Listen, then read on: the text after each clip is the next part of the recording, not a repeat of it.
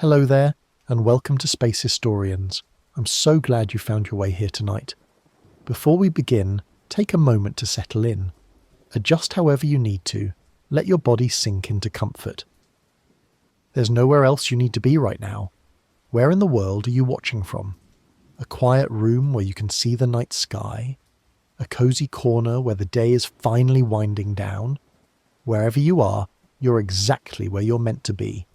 Tonight we're going to explore something truly remarkable that unfolded in our solar system during 2024. We discovered an interstellar visitor, a comet called 3I/ATLAS, that came from another star system entirely. And as this ancient wanderer approached Mars on its journey through our cosmic neighbourhood, something profoundly strange began to happen. The closer it came to the red planet, the more unusual its behaviour became. We'll discover what 3I/ATLAS is and where it came from, understand the increasingly bizarre observations that puzzled scientists, and contemplate what this mysterious escalation of strangeness might tell us about the nature of interstellar objects. But don't worry. This isn't going to be a frantic race through alarming discoveries or breathless revelations about cosmic threats. Instead, we'll move slowly and carefully through the observations, the science, the quiet wonder of watching something genuinely mysterious unfold in the space between worlds. By the end, I think you'll find a deep appreciation for how the universe still surprises us, and how beautiful it is that we can witness these mysteries with our own instruments. If you enjoy these calm explorations of cosmic puzzles, a like and subscribe really helps reach others seeking the same peaceful way to end their day. And to those already subscribed, thank you for being part of this journey through the stars. So settle in now. Let your shoulders drop away from your ears. Take a slow, deep breath and feel it move all the way down to your belly, then slowly release. And let's begin our slow drift through this puzzle from beyond our solar system. There's nowhere you need to be. Nothing you need to solve. Just listen and let the story of 3I/ATLAS and its strange approach to Mars unfold like the gentle orbit of planets themselves. Let's begin with Mars itself, because to understand what happened when 3I/ATLAS approached, we need to appreciate what Mars is and the unique environment it creates in our solar system. Mars is our neighbour, the fourth planet from the Sun, a world that has fascinated humanity for thousands of years.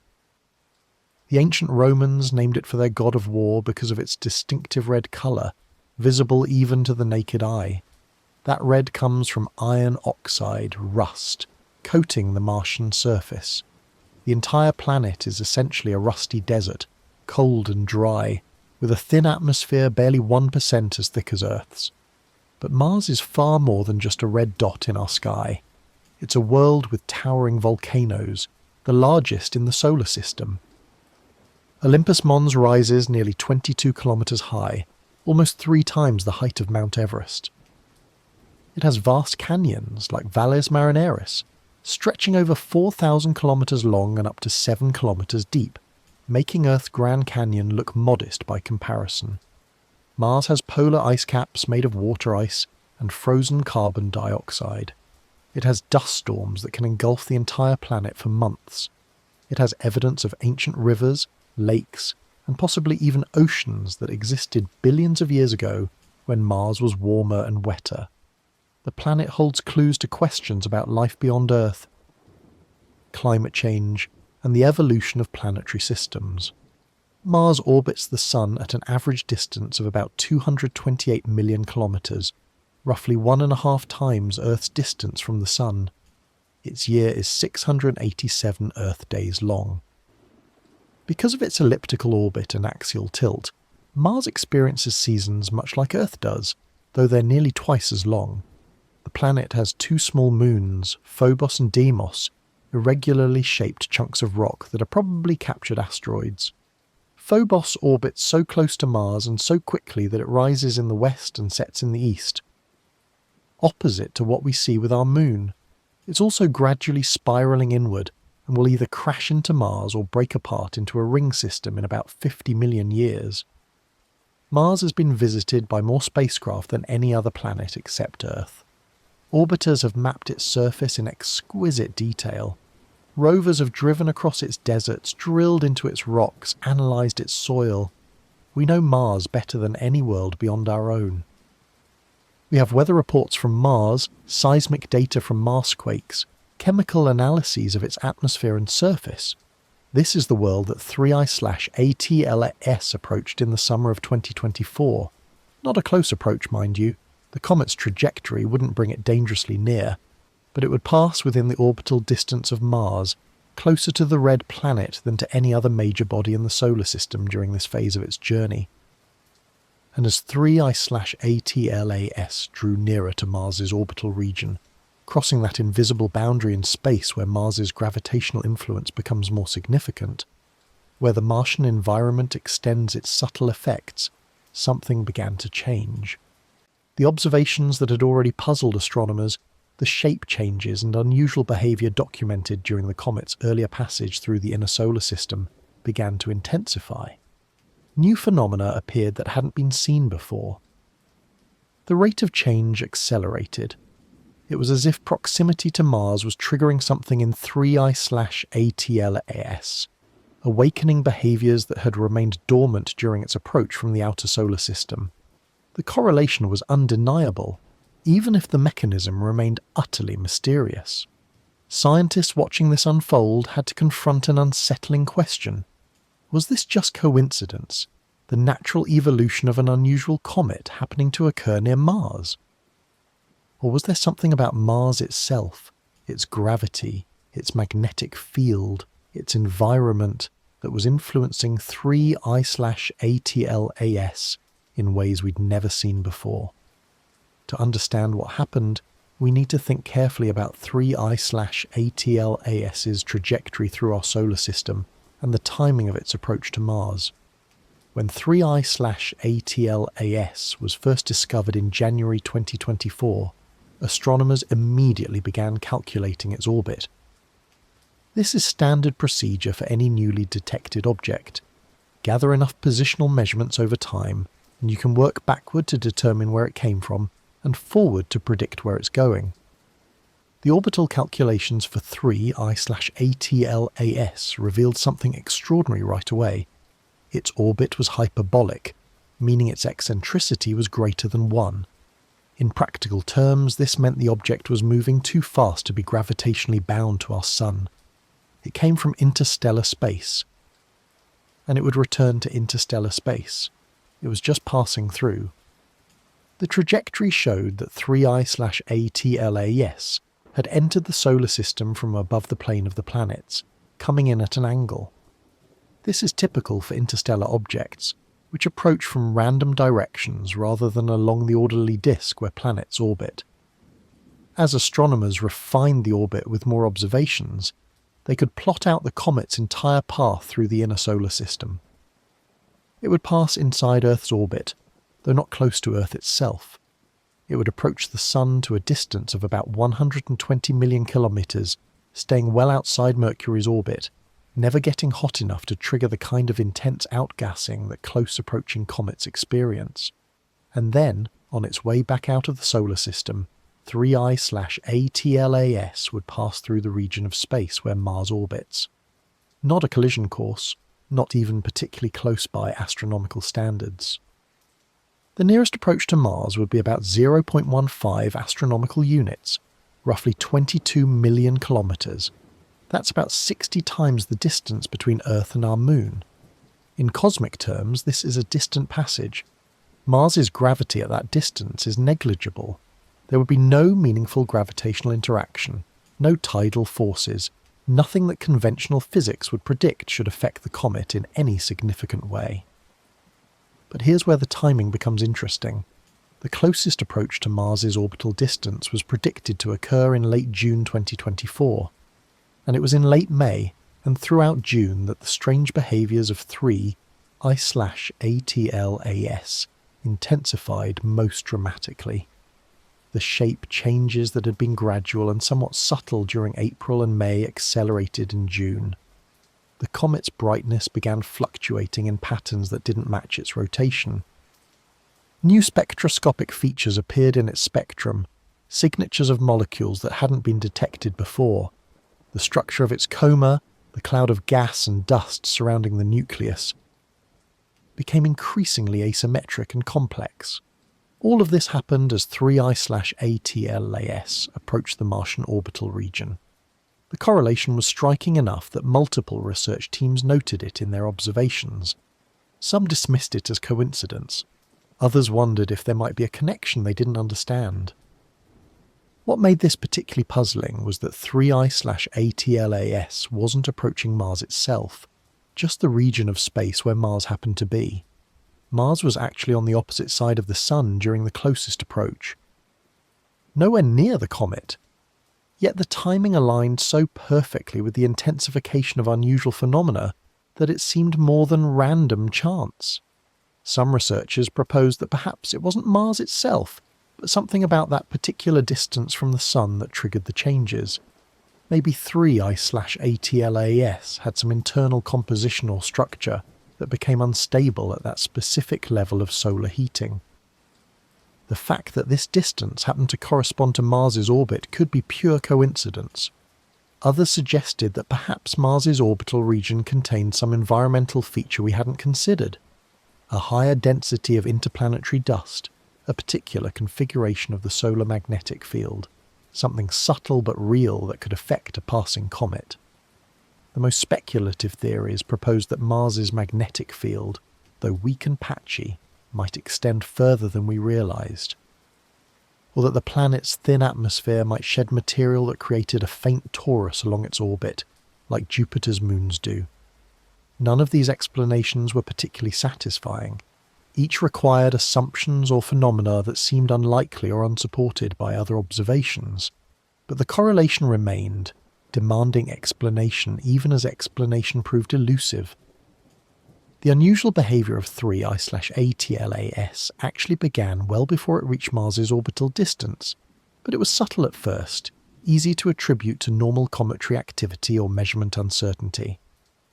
In early April 2024, when 3I/ATLAS was still approaching the Sun and warming up, astronomers noticed that its outgassing rate didn't quite match predictions.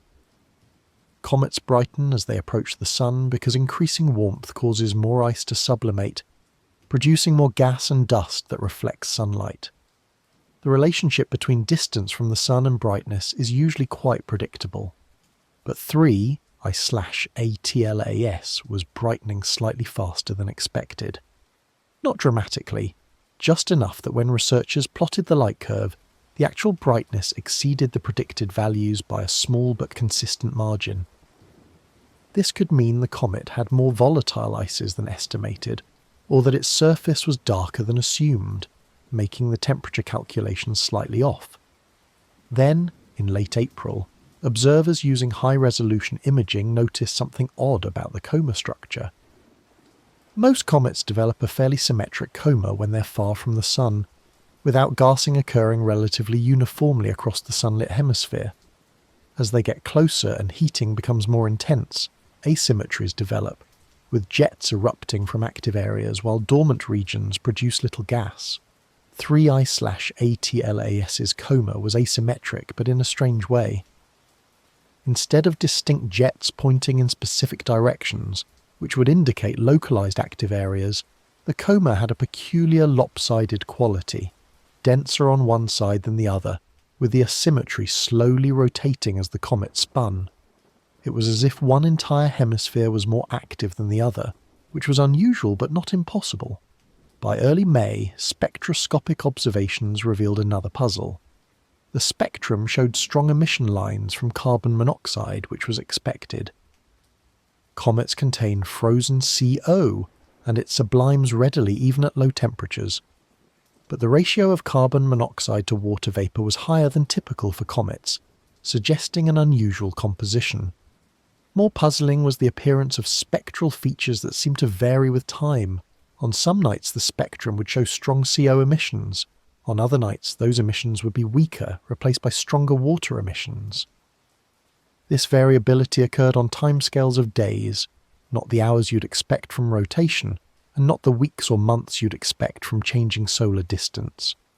It was as if the comet's composition was changing, or as if different regions with different compositions were becoming active and then dormant in patterns that didn't correlate with the obvious factors like solar heating or rotation. Around mid-May, the photometric observations, the careful measurements of brightness over time revealed another anomaly. The light curve, the graph showing how brightness changed with the comet's rotation, was becoming increasingly complex. Early observations had shown a relatively simple pattern. Brightness would rise and fall with a period of about 16 hours, consistent with an elongated object rotating and presenting different cross-sections to our view. But by mid-May, that simple pattern was breaking down. Additional periodicities appeared, suggesting the comet was tumbling rather than rotating simply. The amplitude of the variations increased, meaning the brightness swings from maximum to minimum were getting larger, possibly indicating the object was becoming more elongated or developing a more complex shape. And then there was the most direct observation, the shape measurements themselves. Multiple teams using different techniques were measuring the apparent dimensions of the nucleus, the solid core of the comet beneath the coma. These measurements consistently showed the nucleus elongating, stretching along its major axis week by week. By late May, as 3I/ATLAS crossed the orbit of Earth and headed outward toward Mars's orbital distance, these anomalies were well established and intensifying. The scientific community was paying close attention, publishing rapid response papers, coordinating observing campaigns, trying to gather as much data as possible. Everyone sensed that something significant was happening, something we hadn't seen before with an interstellar object or any comet. The question was whether we could understand it before 3I/ATLAS faded from view as it receded from the Sun. In the last week of May 2024, 3I/ATLAS crossed an invisible boundary in space. It passed through the average orbital distance of Mars from the Sun. This wasn't a physical barrier, of course.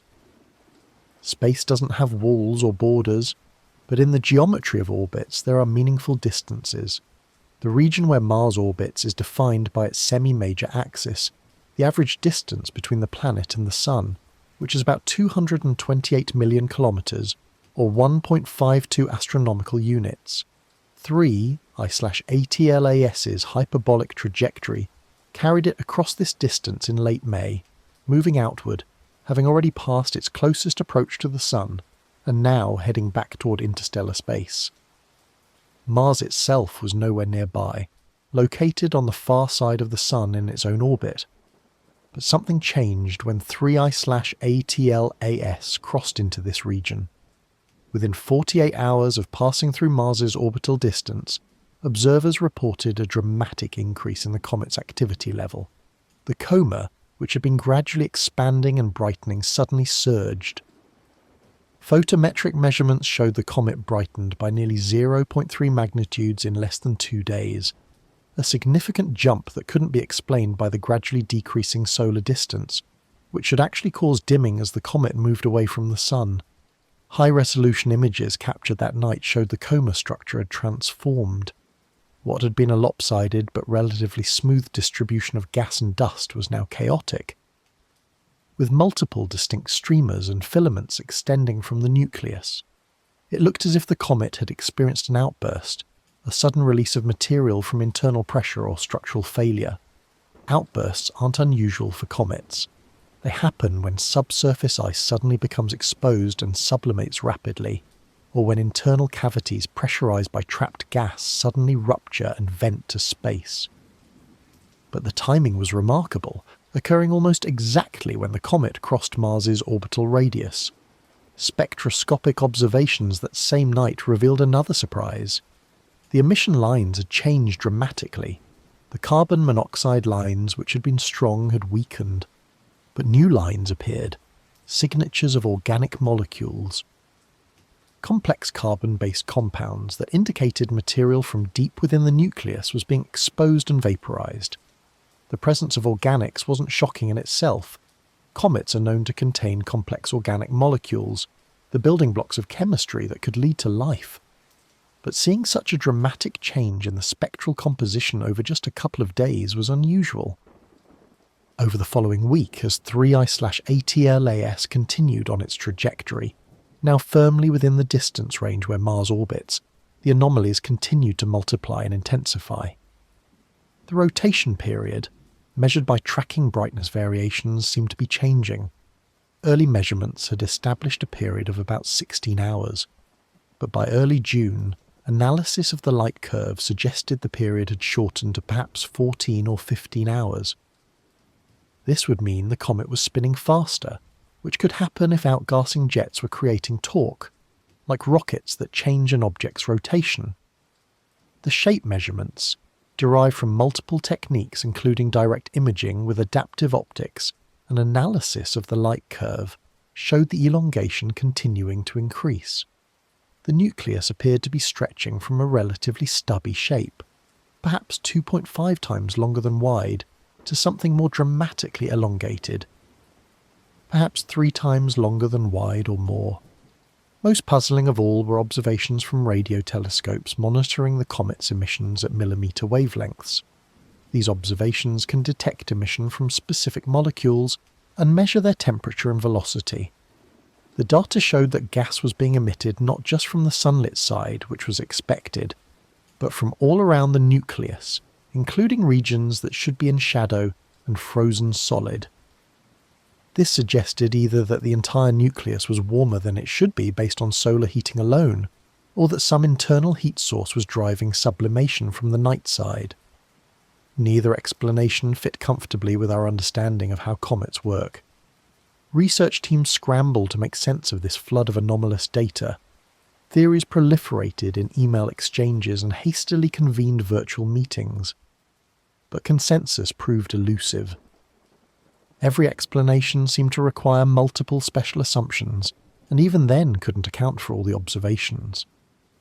By mid-June 2024, as 3I/ATLAS reached its closest approach to Mars's orbital region, the situation had evolved from puzzling to genuinely mysterious. The comet was now substantially brighter than it should be. Based on its distance from the Sun and the normal relationship between solar distance and cometary activity, 3I/ATLAS should have been fading, growing dimmer as it receded from the Sun's warmth. Instead, it was brightening, becoming more active and more luminous. Photometric measurements showed the comet had brightened by nearly a full magnitude since crossing Mars's orbital distance.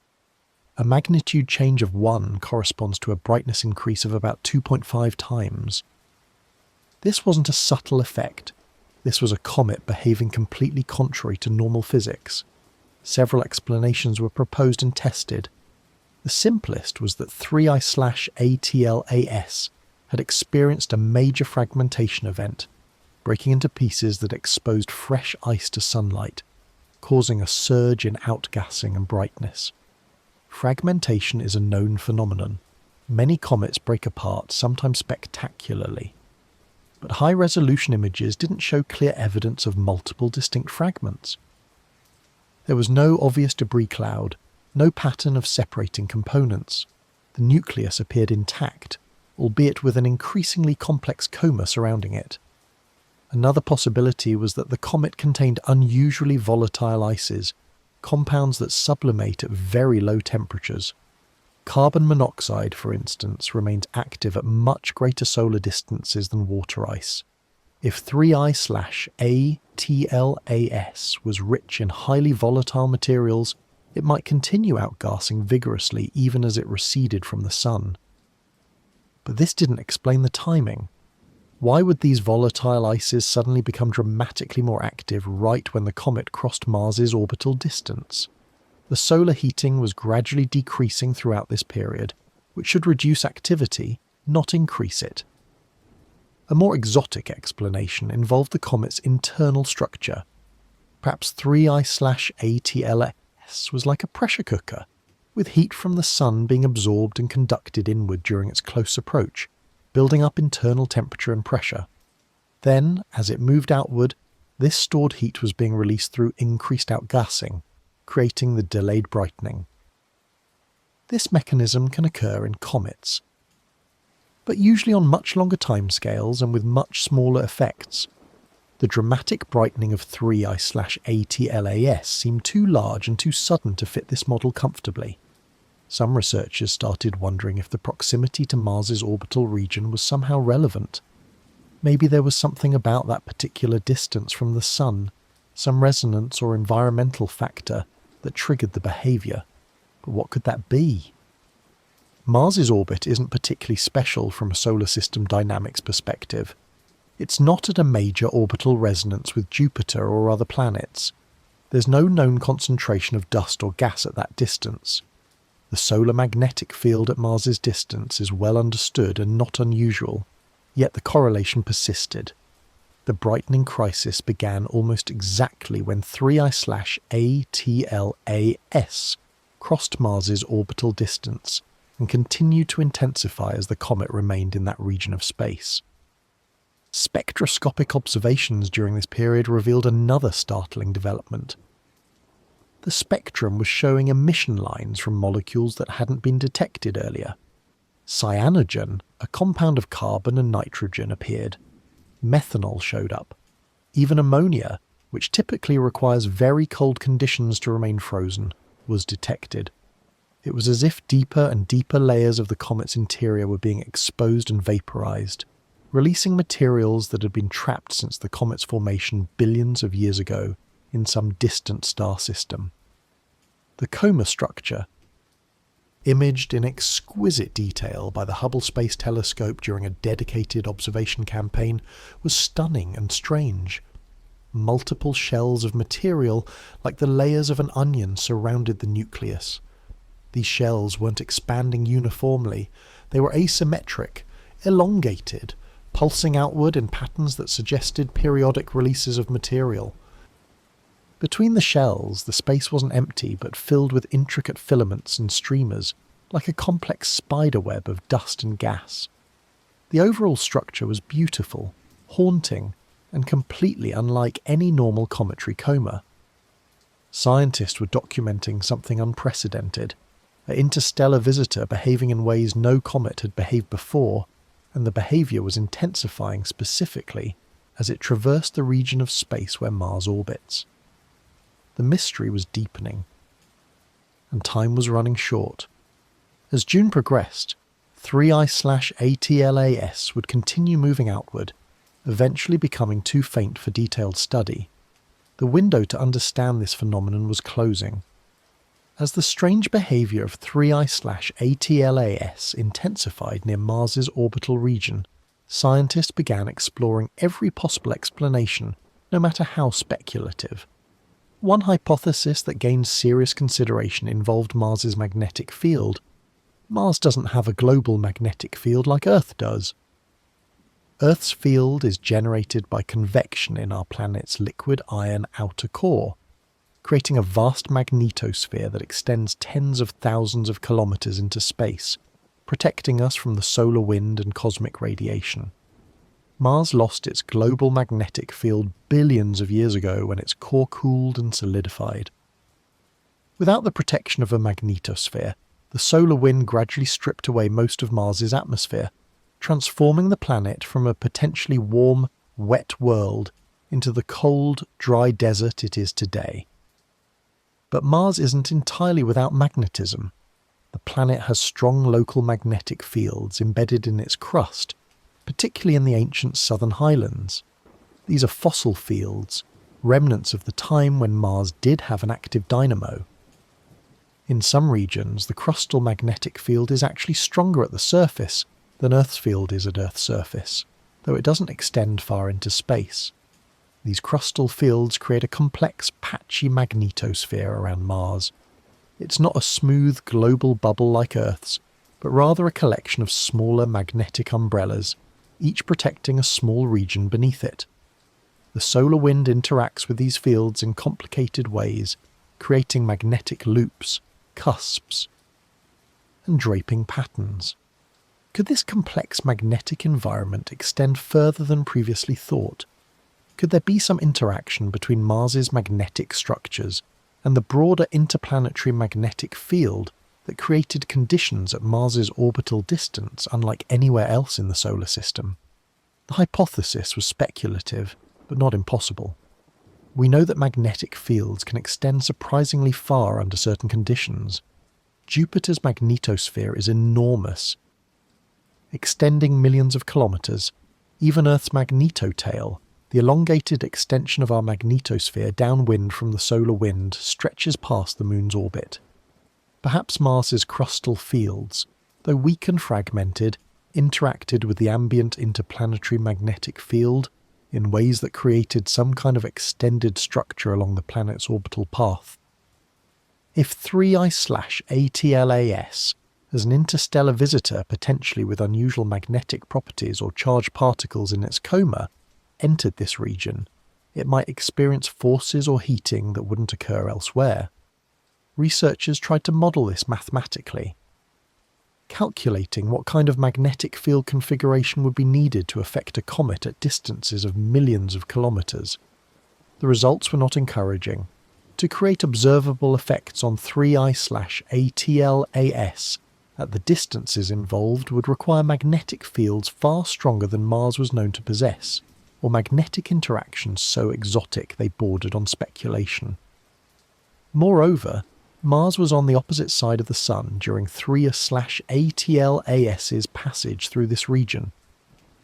Any connection between the planet's actual magnetic field and the comet's behaviour would require those fields to extend across hundreds of millions of kilometres, which seemed physically implausible.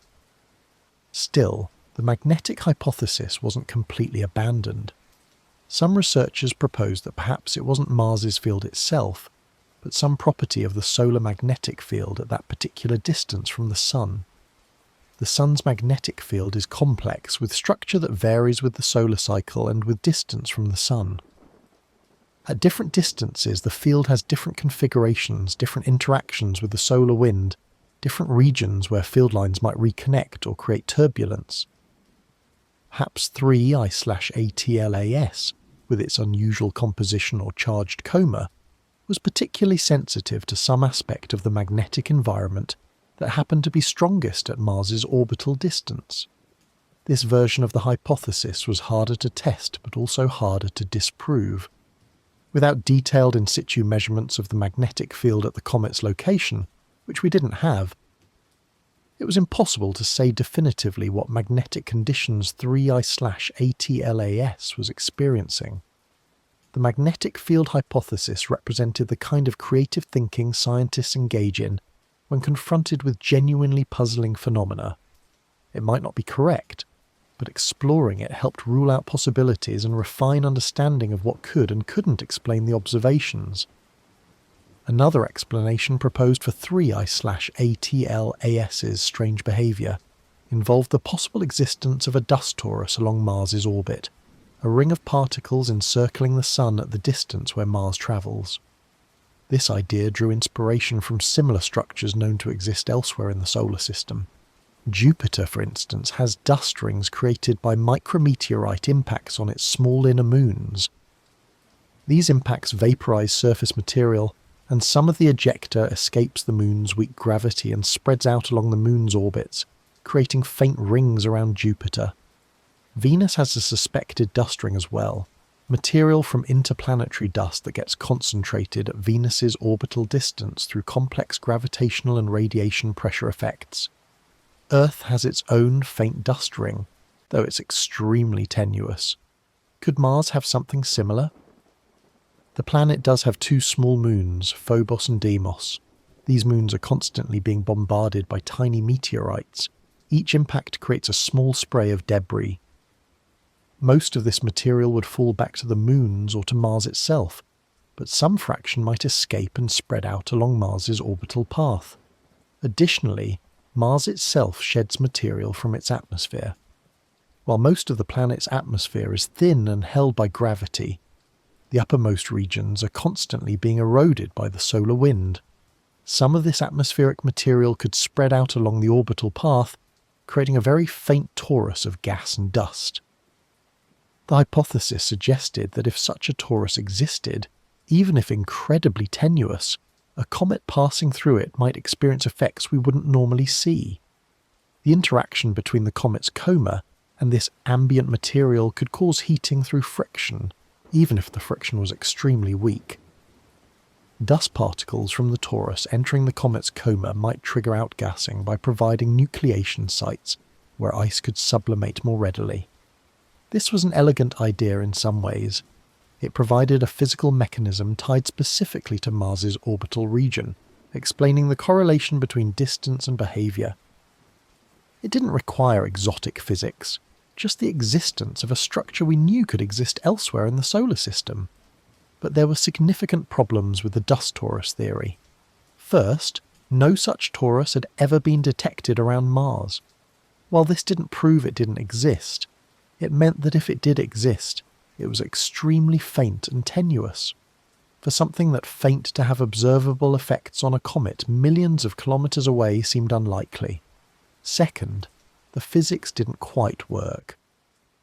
Researchers did calculations to estimate how much material would need to be in such a torus, and how dense it would need to be to create the heating or triggering effects needed to explain 3I/ATLAS's behaviour. The numbers didn't look promising. You'd need a dust density far higher than seemed plausible. Third, if such a torus existed and could affect comets, we should have seen effects on other objects passing through Mars's orbital region. Asteroids, spacecraft, other comets, all pass through this distance regularly.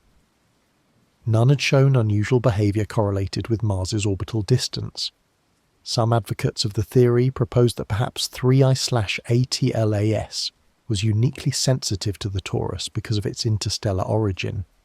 Maybe interstellar comets had different composition or structure that made them react more strongly to ambient dust. But this was adding speculation on top of speculation, creating a hypothesis that required multiple unproven assumptions. Nevertheless, the dust torus theory represented valuable scientific thinking. Even if ultimately incorrect, it forced researchers to consider environmental factors, to think about the structure of the interplanetary medium at different distances from the Sun. It led to new observations and measurements that might prove useful for other purposes, and it couldn't be entirely ruled out based on available data. Perhaps someday a mission to Mars's orbital region specifically designed to detect faint dust structures might find evidence of a tenuous torus and revive the theory. Science often works this way, with ideas dormant for years until new data makes them relevant again. A more mathematically sophisticated explanation for 3I/ATLAS's behaviour involved orbital resonances and the complex gravitational dynamics of the solar system. An orbital resonance occurs when two orbiting bodies have periods related by a ratio of integers. For example, Neptune and Pluto are in a 3:2 resonance, meaning Pluto completes 2 orbits for every 3 Neptune orbits. These resonances can create interesting effects, either stabilizing orbits or destabilizing them depending on the specific configuration. Resonances aren't limited to simple orbital period ratios. More subtle resonances can involve the orientation of orbits, the timing of closest approach, or other orbital parameters. The solar system is full of these resonances, many of which we're still discovering and characterizing. The resonance hypothesis for 3I/ATLAS suggested that perhaps at Mars's orbital distance there was some kind of resonance condition related to Jupiter's gravity, the Sun's rotation, or some other periodic phenomenon. When 3I/ATLAS passed through this resonance region, it experienced gravitational tugs or other effects that triggered its unusual behaviour. This was a challenging hypothesis to test because resonances can be subtle. The effects might be small, detectable only with precise measurements over extended periods. And for a hyperbolic trajectory like 3I/ATLAS's, which passes through the solar system only once, it's hard to observe long-term resonance effects. Researchers ran sophisticated orbital simulations, modelling 3I/ATLAS's trajectory with high precision and looking for resonances with Jupiter, Saturn, or other massive bodies. They calculated gravitational perturbations at every point along the comet's path, searching for anything unusual happening specifically at Mars's orbital distance. The results were interesting but not conclusive. There were indeed some weak resonances detectable in the simulations. At certain distances from the Sun, 3I/ATLAS's position and velocity aligned in particular ways with Jupiter's gravitational field. These alignments created small perturbations, tiny changes in the comet's trajectory, but the perturbations were orders of magnitude too small to explain the observed behaviours. The gravitational effects at Mars's orbital distance, while real, were minute. They might change the comet's trajectory by a few meters, not cause dramatic outbursts or structural changes. Some theorists proposed more exotic resonance mechanisms.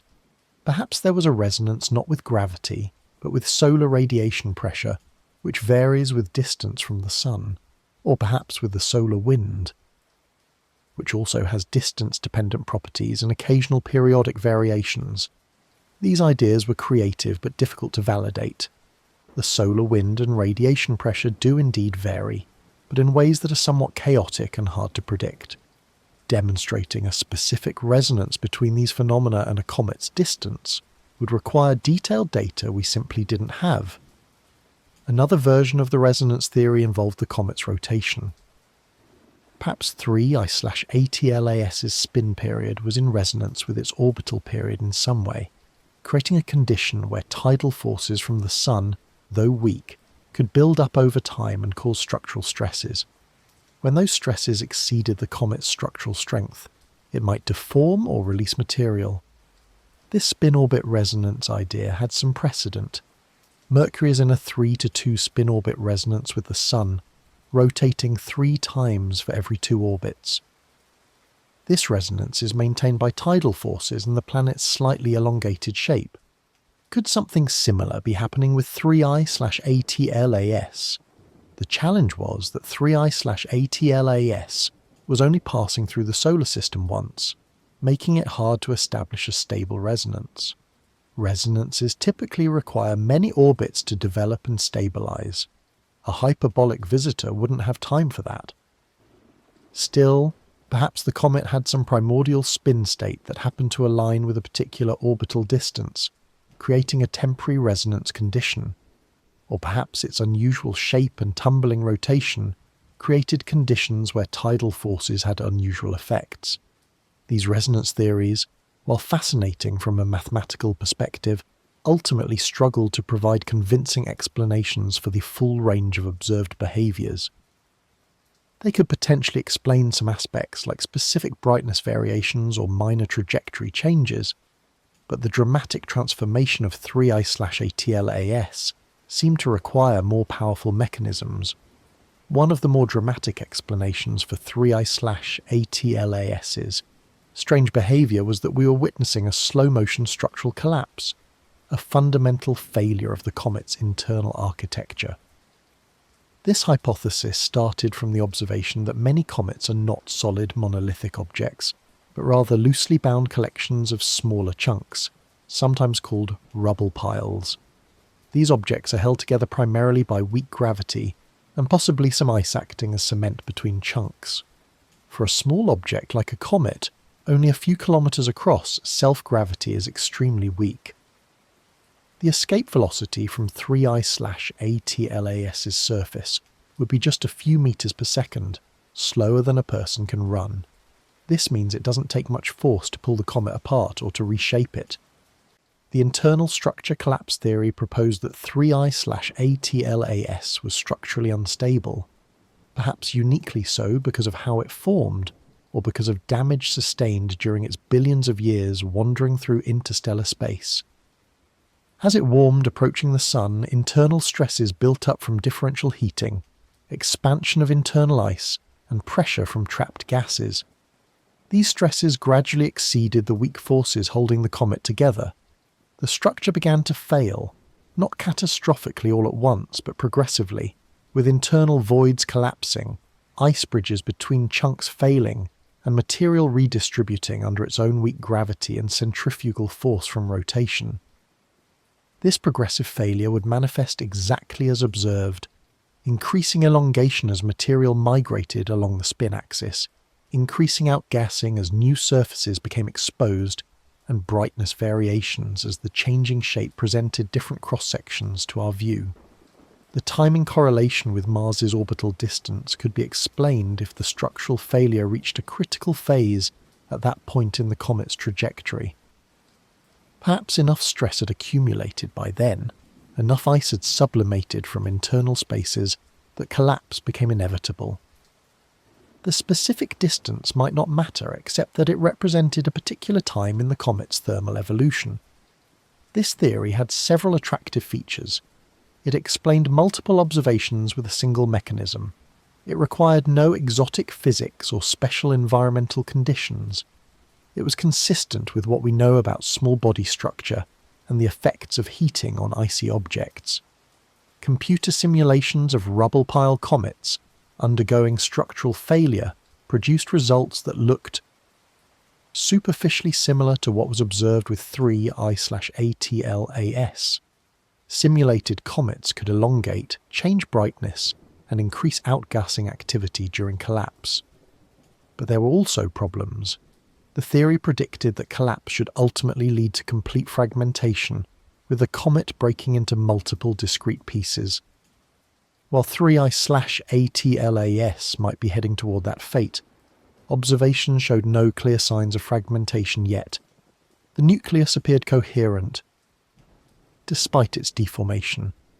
Additionally, if internal collapse was the mechanism, we'd expect to see certain signatures in the data.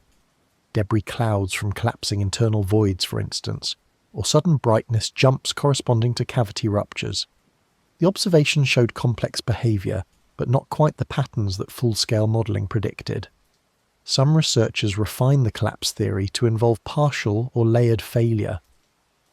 Perhaps the comet had a stronger core surrounded by weaker material, and only the outer layers were collapsing while the core remained intact. This could explain the coherent nucleus appearance, while still allowing for deformation and increased activity. Or perhaps the collapse was occurring very slowly, on timescales of weeks or months, so that at any given moment the comet appeared intact but was gradually transforming. In this version, we might be watching the early stages of a collapse that would take months or years to complete, long after the comet had faded from observability. The internal structure collapse theory remained one of the leading explanations for 3I/ATLAS's behaviour, particularly among researchers who focused on the shape changes as the primary mystery to explain. It provided a physically plausible mechanism that didn't require invoking unusual external conditions. But even its advocates acknowledged that it didn't fully explain the correlation with Mars's orbital distance, which seemed too precise to be mere coincidence. Something about that particular location in the solar system appeared to be special for 3I/ATLAS, even if we couldn't yet explain why, as observations of 3I/ATLAS continued through June 2024. Spectroscopic analysis revealed composition anomalies that deepened the mystery and challenged our understanding of what interstellar comets should be made of. Spectroscopy is the primary tool astronomers use to determine what distant objects are made of. Different molecules emit and absorb light at characteristic wavelengths, creating patterns of lines in the spectrum. By analysing these patterns, we can identify what substances are present and even estimate their abundances. For comets, spectroscopy typically reveals a familiar suite of molecules: water vapour, carbon monoxide, carbon dioxide, cyanogen, methanol, ammonia, and various organic compounds. The relative abundances vary from comet to comet, but they all fall within expected ranges based on models of solar system formation. 3I/ATLAS's spectrum had shown expected molecules early in its observation campaign. Water, carbon monoxide, and simple organics were all present. But as the comet approached Mars's orbital distance and its activity intensified, new spectral features appeared that were harder to explain. Researchers detected strong emissions from formaldehyde, a simple organic molecule. While formaldehyde had been seen in other comets, the abundance in 3I/ATLAS seemed unusually high. higher than in any solar system comet previously measured. This suggested the comet's organic chemistry might be different, perhaps reflecting different formation conditions in its home star system. More surprisingly, there were hints of even more complex organic molecules. Some spectral features matched laboratory spectra of polycyclic aromatic hydrocarbons, or PAHs, ring-shaped carbon compounds that are common in interstellar space but less common in comets. Finding high abundances of PAHs in 3I/ATLAS would suggest it had incorporated interstellar material during its journey, or that its parent star system had unusual chemistry. But the most puzzling spectral features were ones that didn't match any known molecule in astronomical databases. There were several emission lines at wavelengths that should correspond to molecular transitions, but no identified molecule produced lines at exactly those wavelengths. This could mean several things. Perhaps the lines were from known molecules but in unusual energy states, excited by some process we didn't fully understand. Perhaps they were from very complex molecules whose spectra weren't well characterized in laboratory conditions. Or perhaps they indicated contamination of the observations, interference from Earth's atmosphere, or instrumental artifacts. Careful analysis ruled out most mundane explanations. The unknown lines appeared consistently in observations from multiple telescopes using different instruments. They weren't at wavelengths where Earth's atmosphere typically interferes. They varied in intensity with the comet's activity level, increasing when outgassing intensified, suggesting they were genuinely from the comet. One speculative possibility was that 3I/ATLAS contained exotic ices, compounds that don't exist in our solar system because they couldn't form under the conditions present in our protoplanetary disk. Different stars have different chemical compositions depending on their formation history. A star enriched in certain elements by a nearby supernova, for instance, might have unusual chemistry in its protoplanetary disk. If 3I/ATLAS formed in such a system, it might contain ices of unusual molecular species. These molecules, when sublimated and exposed to sunlight near our sun, might produce spectral features we wouldn't recognize because we'd never seen them before. This was exciting but highly speculative.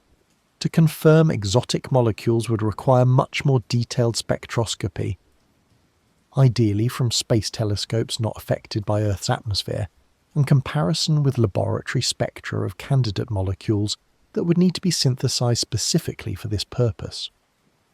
Another composition anomaly involved the dust-to-gas ratio in the coma. Most comets produce both gas and dust when they outgas. The ratio of dust to gas varies, but typically falls in a range around 1:1 to 1:3 by mass. This ratio tells us about the comet's formation conditions and composition. 3I/ATLAS's dust-to-gas ratio appeared to be changing as it traversed Mars's orbital region. Early estimates suggested a fairly normal ratio, perhaps slightly gas-rich. But by mid-June, the ratio had shifted dramatically toward more gas and less dust. The comet was producing copious amounts of gas but relatively little dust. This shift could indicate that the interior material being exposed was icier and less dusty than the surface had been. Or it might suggest that the mechanism producing gas had changed, perhaps with sublimation occurring from deeper within the comet, where dust couldn't escape as easily. Whatever the cause, the changing composition was another piece of the puzzle, another way in which 3I/ATLAS was behaving unlike normal comets, and specifically changing its behaviour near Mars's orbital distance. Among the various theories proposed to explain 3I/ATLAS's strange behaviour, one of the more dramatic was that the comet was undergoing tidal disruption, being slowly torn apart by gravitational forces. Tidal forces occur whenever different parts of an object experience different gravitational pulls.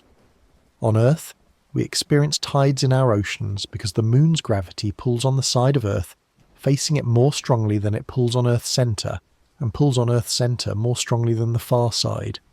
This differential pulling creates the tidal bulges that we see as rising and falling sea levels.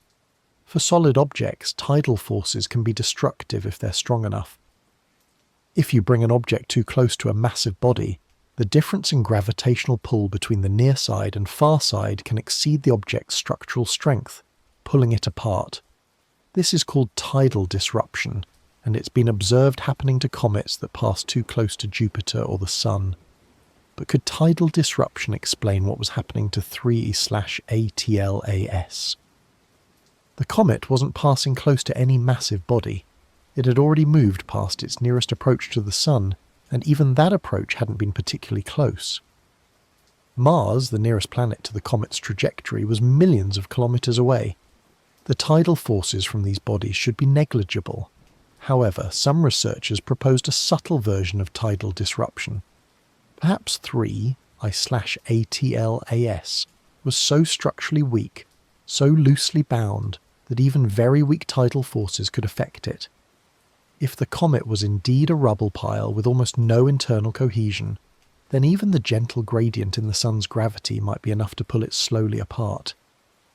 Mathematical modelling of this scenario produced interesting results.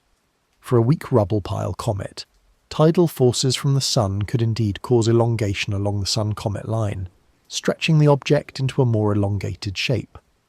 As the comet rotated, this elongation would appear to change orientation, which could explain some of the observed photometric variations.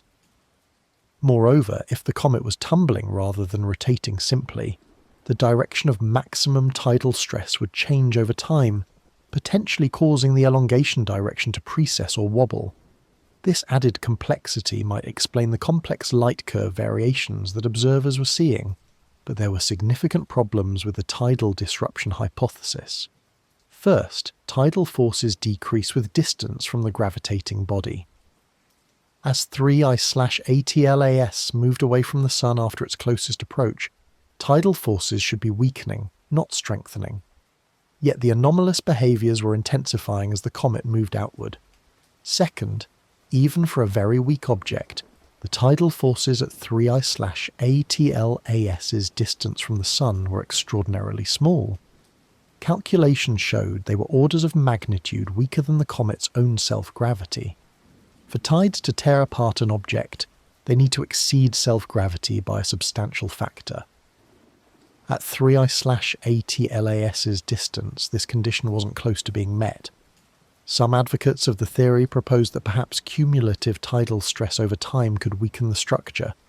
Even if forces were small at any given moment, months of constant tidal stress might fatigue the material, causing bonds between chunks to fail and the structure to progressively weaken. This cumulative damage idea was plausible in principle but hard to test. We don't have good data on how comet material responds to long-term cyclic stress. Laboratory experiments can't easily replicate the conditions: ultra-cold temperatures, vacuum, very weak gravity, and timescales of months. Another challenge was explaining the correlation with Mars's orbital distance. If solar tides were responsible, the effects should correlate primarily with distance from the Sun, not with proximity to Mars's orbital radius. The fact that the anomalous behaviours intensified specifically near Mars's distance suggested something other than simple solar tidal forces. A more elaborate version of the theory proposed that perhaps there was a resonance between tidal stresses and the comet's tumbling rotation. At certain distances from the Sun, the tidal force frequency might match one of the comet's natural structural frequencies, causing resonant amplification of the tidal effects. This was creative thinking, but required very specific assumptions about the comet's internal structure and rotation state, assumptions that were difficult to verify without more detailed data than we possessed. Ultimately, while tidal disruption remained a possibility, it faced substantial challenges in explaining the full set of observations from 3/ATLAS, particularly the timing and intensification of effects near Mars's orbital distance. One of the more puzzling observations about 3/ATLAS was that its rotation appeared to be accelerating, spinning faster as it traversed Mars's orbital region, and this acceleration might hold clues to understanding its unusual behaviour. Measuring the rotation period of a comet is done primarily through photometry, tracking how its brightness changes over time. As an irregular object rotates, different sides with different reflectivities and sizes are presented to our view, causing periodic brightness variations. By analysing these variations, we can determine the rotation period. For 3I/ATLAS, early observations in April 2024 suggested a rotation period of about 16 hours. This was measured by multiple teams using different telescopes, and the results were consistent. The light curve showed clear periodicity at this timescale, indicating that the comet was rotating once every 16 hours. But by late May and early June, as the comet approached and crossed Mars's orbital distance, careful analysis of the light curve showed that the period was shortening. By mid-June, the best fit period was closer to 14 hours, possibly even less. The comet was spinning faster. This is actually not unprecedented for comets. Rotation acceleration is known to occur when outgassing jets create torque, acting like small rocket engines that speed up or slow down the rotation. If jets are aligned appropriately with respect to the rotation axis, they can systematically increase the spin rate. What was unusual about 3I/ATLAS was the magnitude of the acceleration.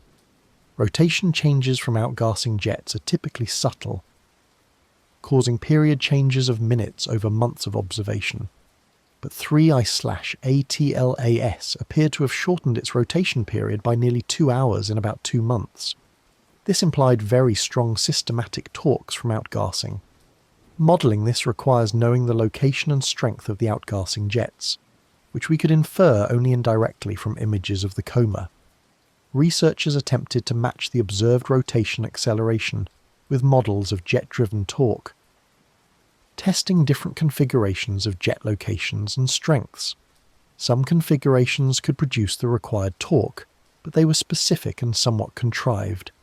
You needed jets in particular locations on the nucleus, with particular strengths and particular orientations relative to the Sun. Natural random outgassing wouldn't be expected to produce such systematic torque. This led some researchers to wonder if the rotation acceleration was telling us something about the comet's internal structure or composition. Perhaps the outgassing pattern was so systematic because of an unusual internal structure, with ice concentrated in specific regions or layers that sublimated in organised patterns. Or perhaps what we were interpreting as rotation acceleration was actually a change in the comet's shape. If the comet was becoming more elongated, as other observations suggested, then the brightness variations would change not because the rotation period changed, but because a more elongated object has larger brightness variations. Distinguishing between true rotation acceleration and shape change effects requires detailed modelling of the light curve, ideally combined with direct imaging to measure the shape independently. Researchers attempted this, but the limited resolution of even the best images made it difficult to measure shape changes precisely enough to separate the effects completely.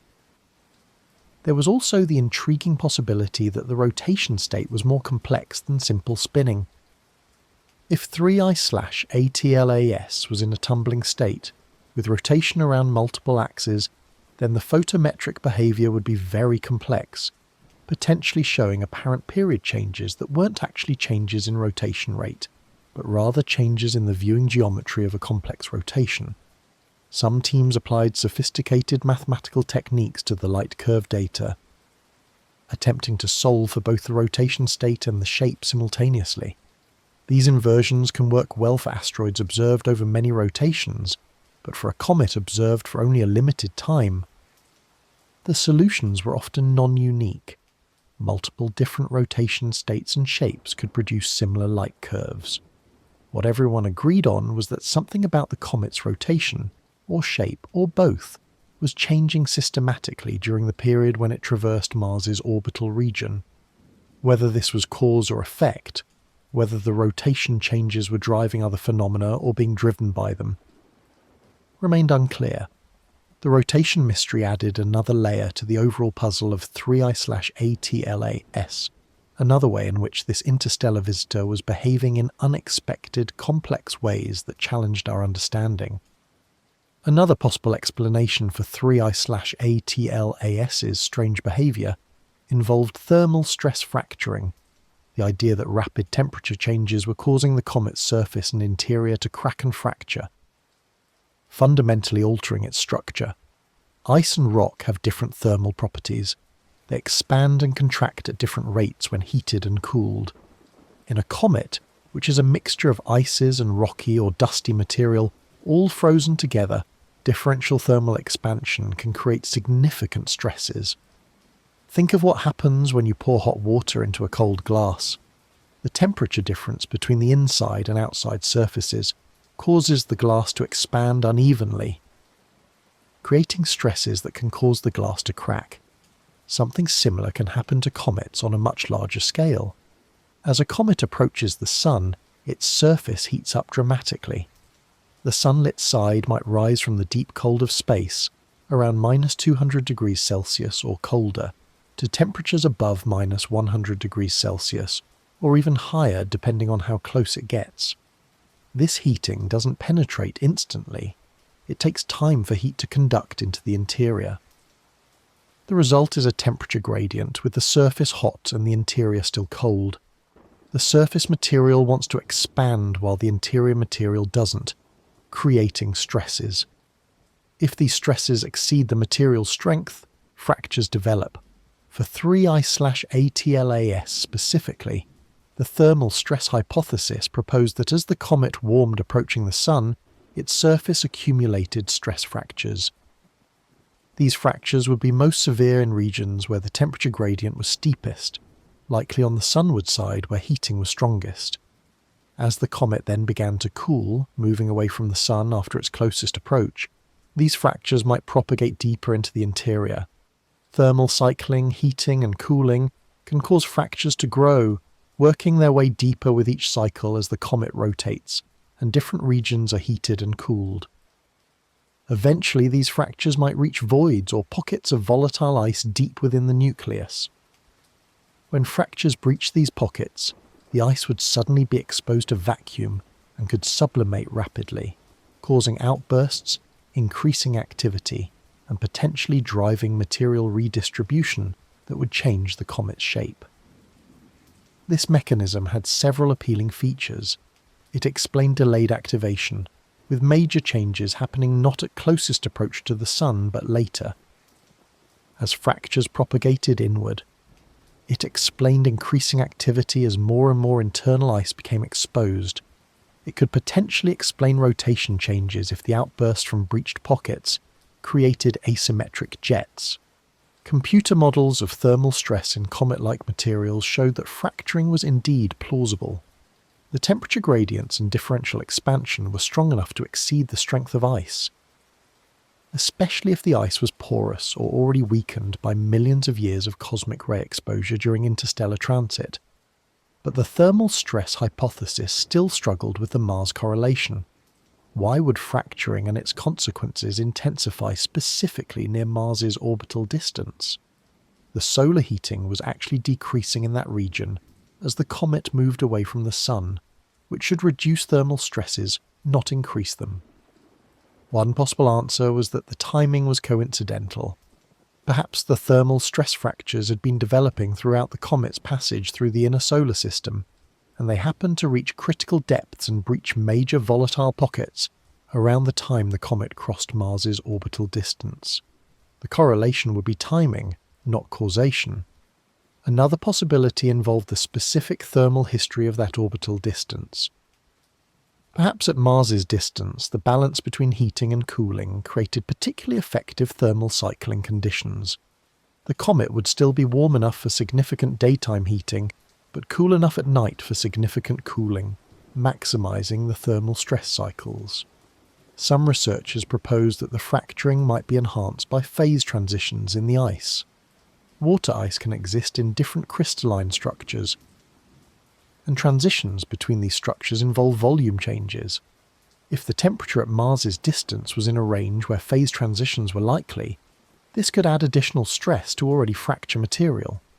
These were all somewhat speculative additions to the basic thermal stress idea, attempts to explain why effects might be enhanced at a particular distance.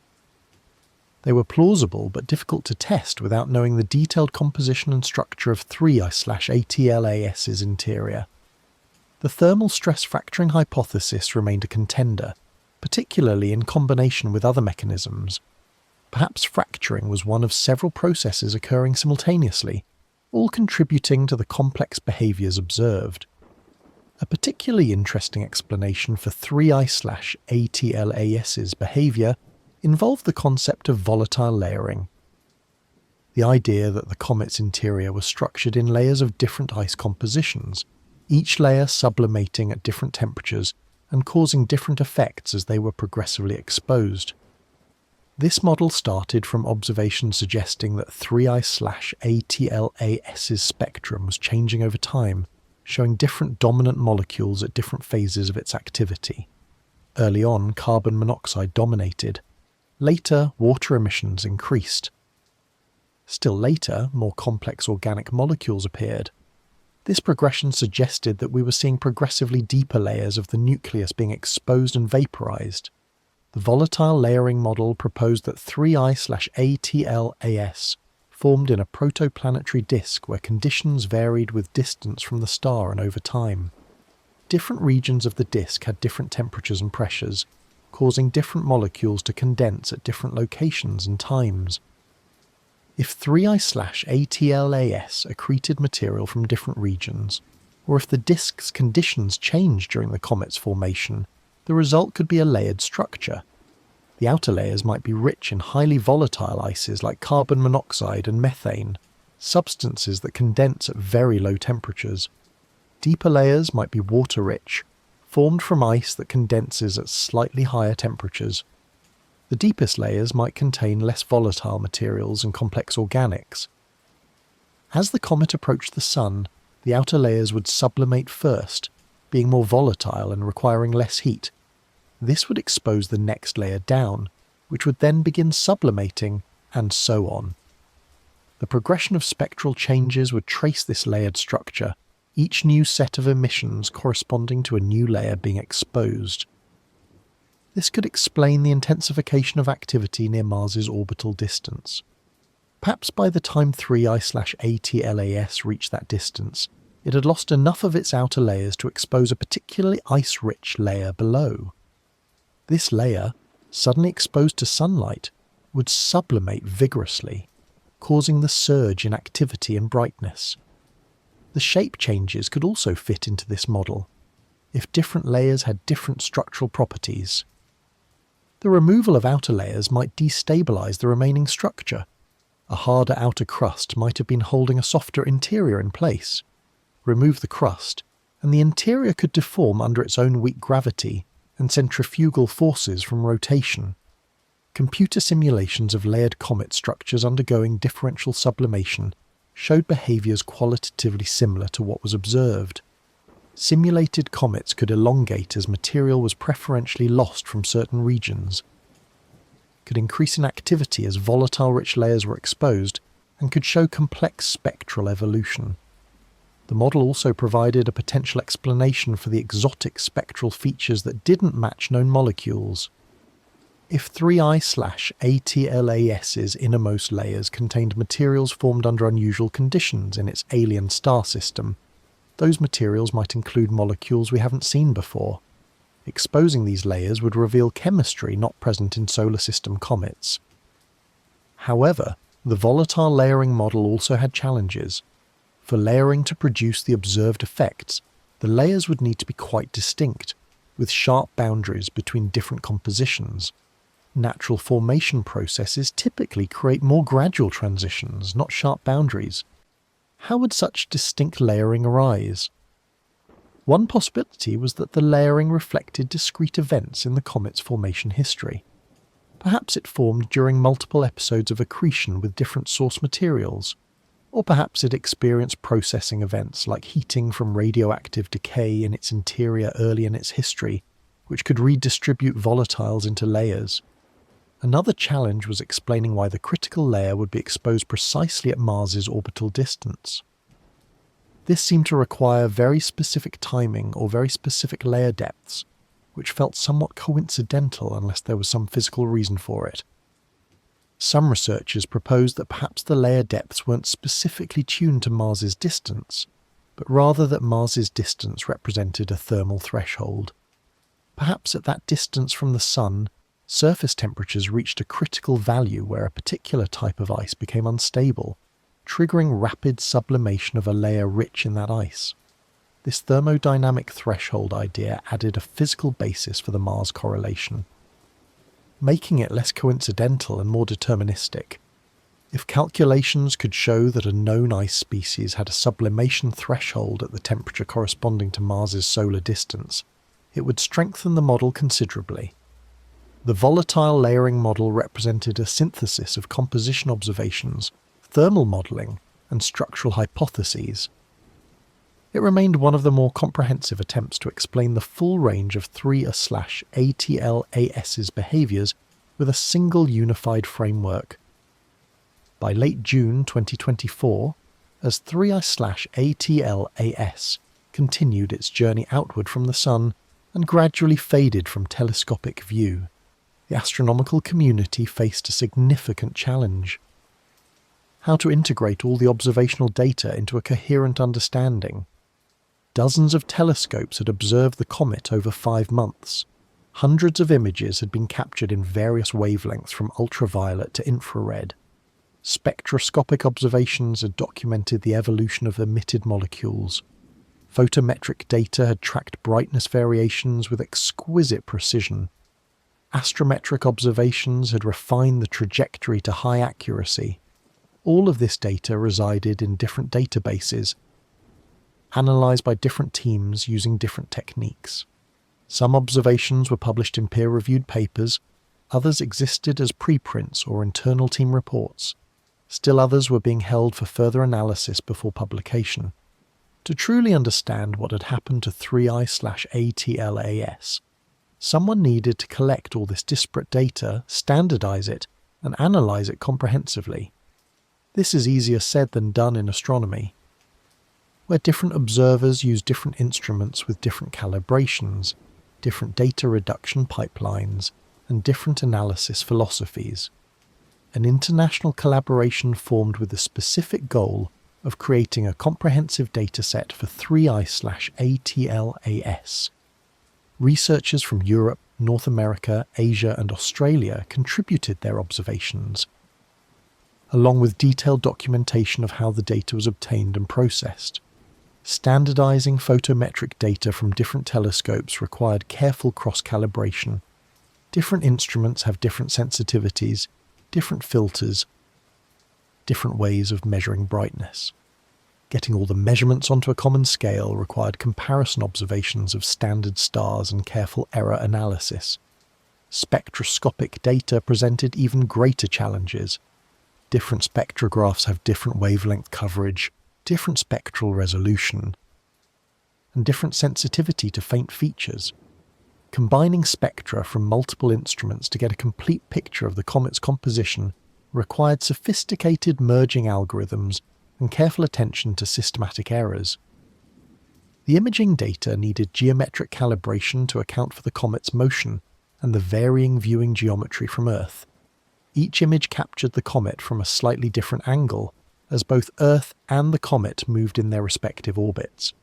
Creating a consistent series of images that could be compared meaningfully required careful transformation to a common reference frame.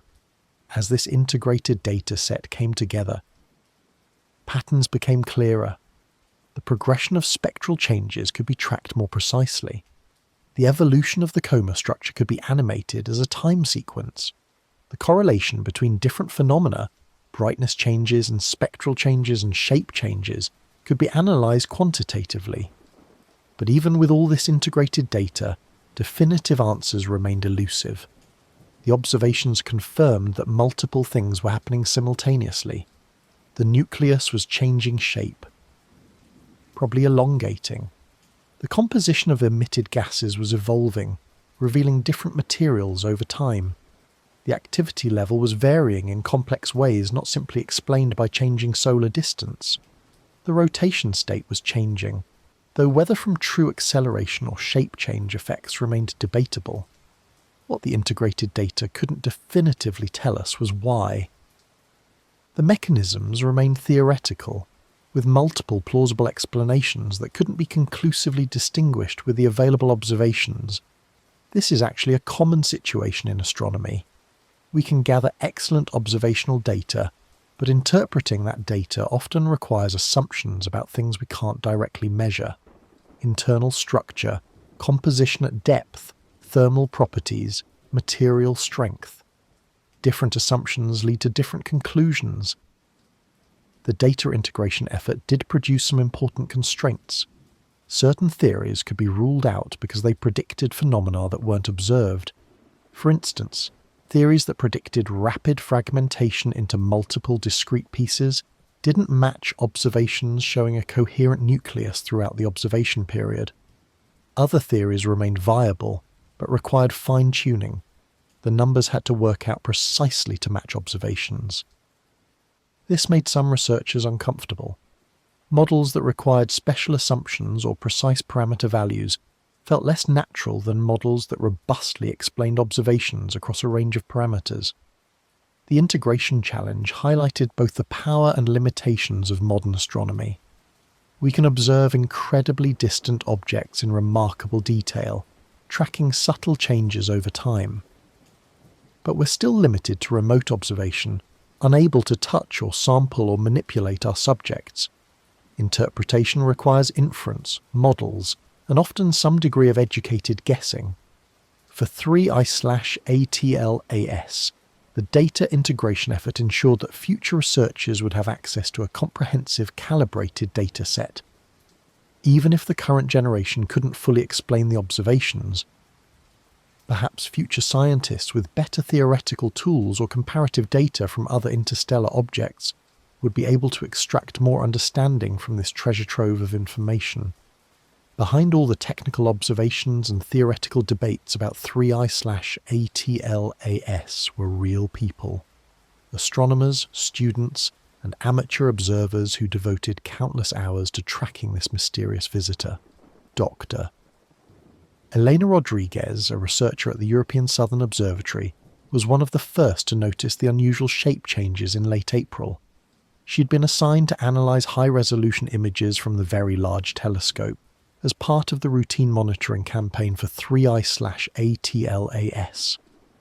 Working late one night in her office in Germany, thousands of kilometres from the Chilean desert where the telescope actually stood, she was processing images when something caught her eye. The comet's nucleus appeared slightly more elongated than in images from a week earlier. Her first thought was that this was an error, perhaps a problem with the image processing or a mismeasurement. She rechecked her work multiple times that night, measuring the dimensions using different techniques, comparing with previous images.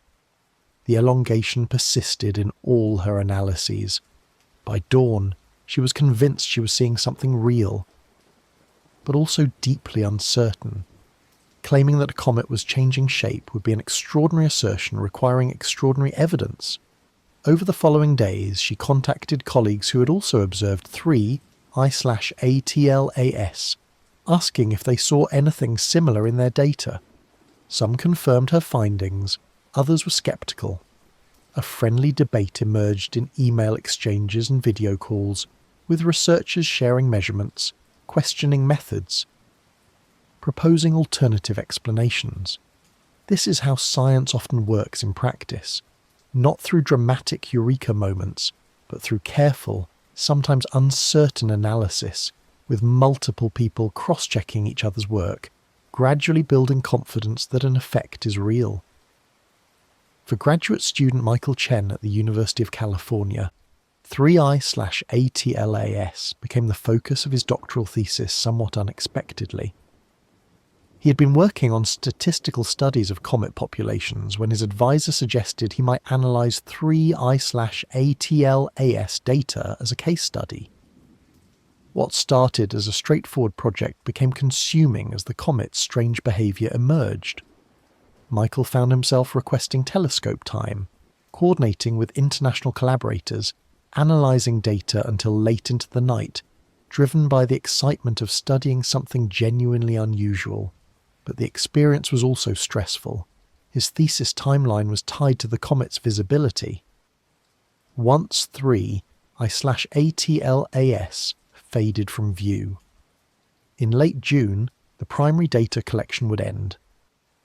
He had perhaps 4 months to complete his analysis and write his dissertation, knowing that other researchers around the world were working on the same data, potentially scooping his findings. This pressure is real in competitive fields like astronomy. The first team to publish a finding gets credit and citation. Being second means your work might be seen as mere confirmation rather than discovery. Michael worked grueling hours, balancing the need for careful analysis with the pressure to publish quickly. For amateur astronomer Sarah Williams, observing 3I/ATLAS was pure joy. From her backyard observatory in rural Australia, using equipment she'd built and modified herself over years, she captured images of the comet as it brightened in May and June. Her images weren't as sharp as those from professional observatories with their multi-million-dollar instruments and high-altitude sites. But they were hers, the product of patient effort and skill developed through years of practice. She contributed her photometric measurements to the international database, joining professionals in the collaborative effort to understand this visitor. Sarah represented a vital part of modern astronomy. Amateur observers, numbering in the thousands worldwide, provide valuable monitoring of transient phenomena. Professionals can't watch everything all the time, but amateurs collectively can observe frequently, catching changes that might otherwise be missed. For Sarah, the appeal wasn't fame or publications. It was the simple wonder of watching something from another star system pass through our cosmic neighbourhood, of contributing in some small way to human knowledge, of being part of a global community united by curiosity about the universe. These human stories, of Elena's careful discovery, Michael's intense focus, and Sarah's dedicated enthusiasm, are as much a part of the 3I/ATLAS story as the scientific data itself. Science isn't done by institutions or telescopes. It's done by people, each bringing their own skills, motivations and perspectives to the shared endeavour of understanding. As the strange behaviour of 3I/ATLAS became apparent to the astronomical community, researchers faced a significant challenge. How to communicate these findings to the broader public without creating sensationalism or misunderstanding. The story had all the elements that media love: a mysterious visitor from another star system, impossible behaviour that defied explanation, implications about the nature of the cosmos. But it also had complexity and uncertainty that don't fit well into headlines or social media posts. Early press releases from observatories that had detected the anomalies tried to strike a balance. They needed to convey that something genuinely unusual was happening while being honest about the limitations of current understanding. The result was often cautious language that emphasised observation over interpretation. But caution doesn't make for compelling headlines. Some news outlets took the basic facts and amplified them into sensational stories. Quote one read one headline, implying connections that researchers hadn't claimed. Interstellar visitor behaves impossibly suggested mystery without context. Dr. James Patterson, a senior astronomer who had studied 3I/ATLAS extensively, found himself doing numerous media interviews trying to provide nuance.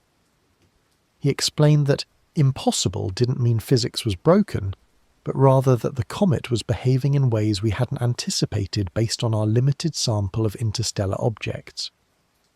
He emphasised that mystery and uncertainty are normal in science, that not having immediate explanations doesn't mean the phenomenon is supernatural or beyond comprehension. It just means we need more data, more analysis, more time to understand. But in interviews, his careful explanations were often edited for brevity, sometimes removing the very nuances he was trying to convey. A 10-minute conversation might become a 30-second soundbite. Stripped of context, some researchers chose not to engage with media at all, preferring to communicate through scientific papers and professional presentations. They worried that public statements might be misunderstood or that speculative discussions might be treated as established facts. This created an information gap that sometimes got filled with less reliable sources. Online forums and social media saw speculation ranging from reasonable to wild. 3I/ATLAS was disintegrating, was artificial, contained exotic matter, was being affected by dark matter, was proof of simulation theory. Distinguish these speculations from serious scientific hypotheses was difficult for non-specialists. Everything sounded technical and plausible in isolation, without the background to evaluate which ideas were consistent with known physics and which required extraordinary assumptions. The public could be forgiven for confusion.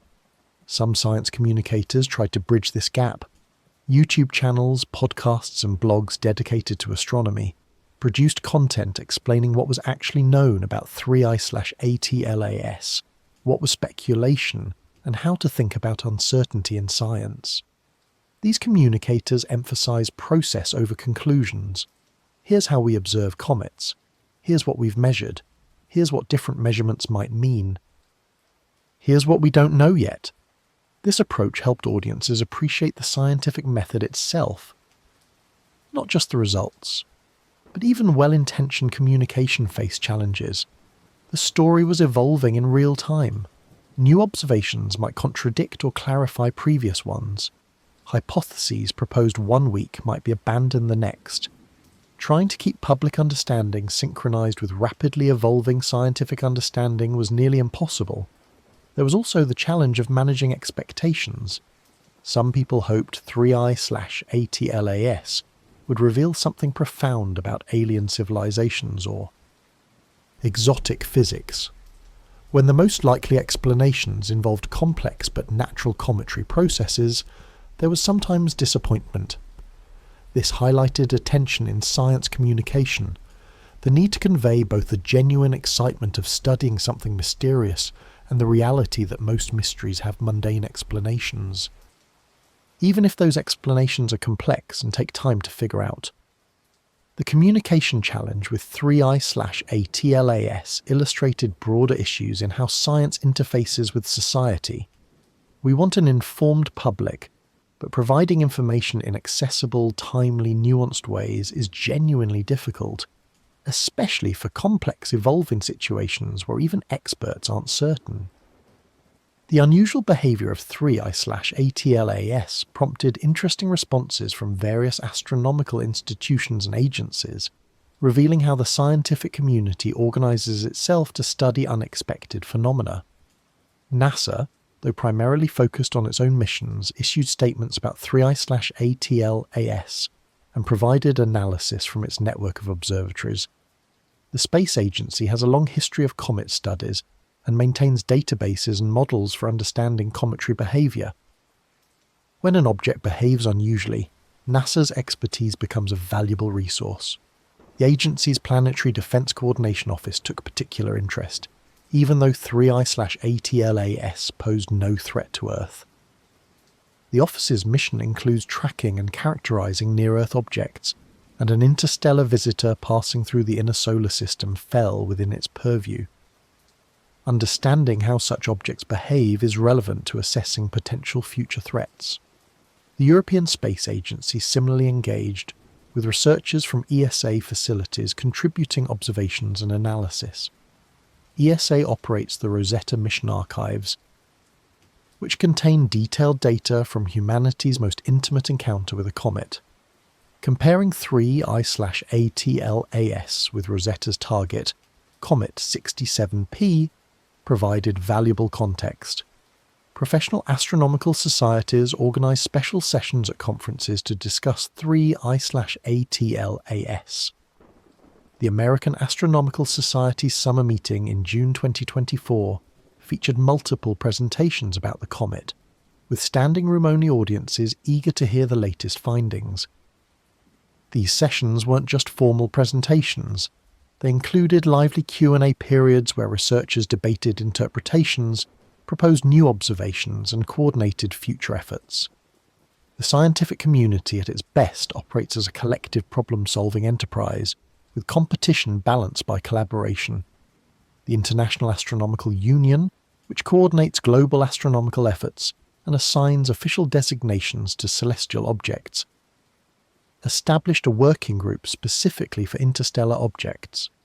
3I/ATLAS was only the third such object, but the unusual observations made it clear that more coordinated study protocols were needed. The working group developed best practices for observing future interstellar visitors, which measurements should be prioritised, how to ensure data sharing among researchers, how to coordinate telescope time across institutions. 3I/ATLAS became a template for improving future responses.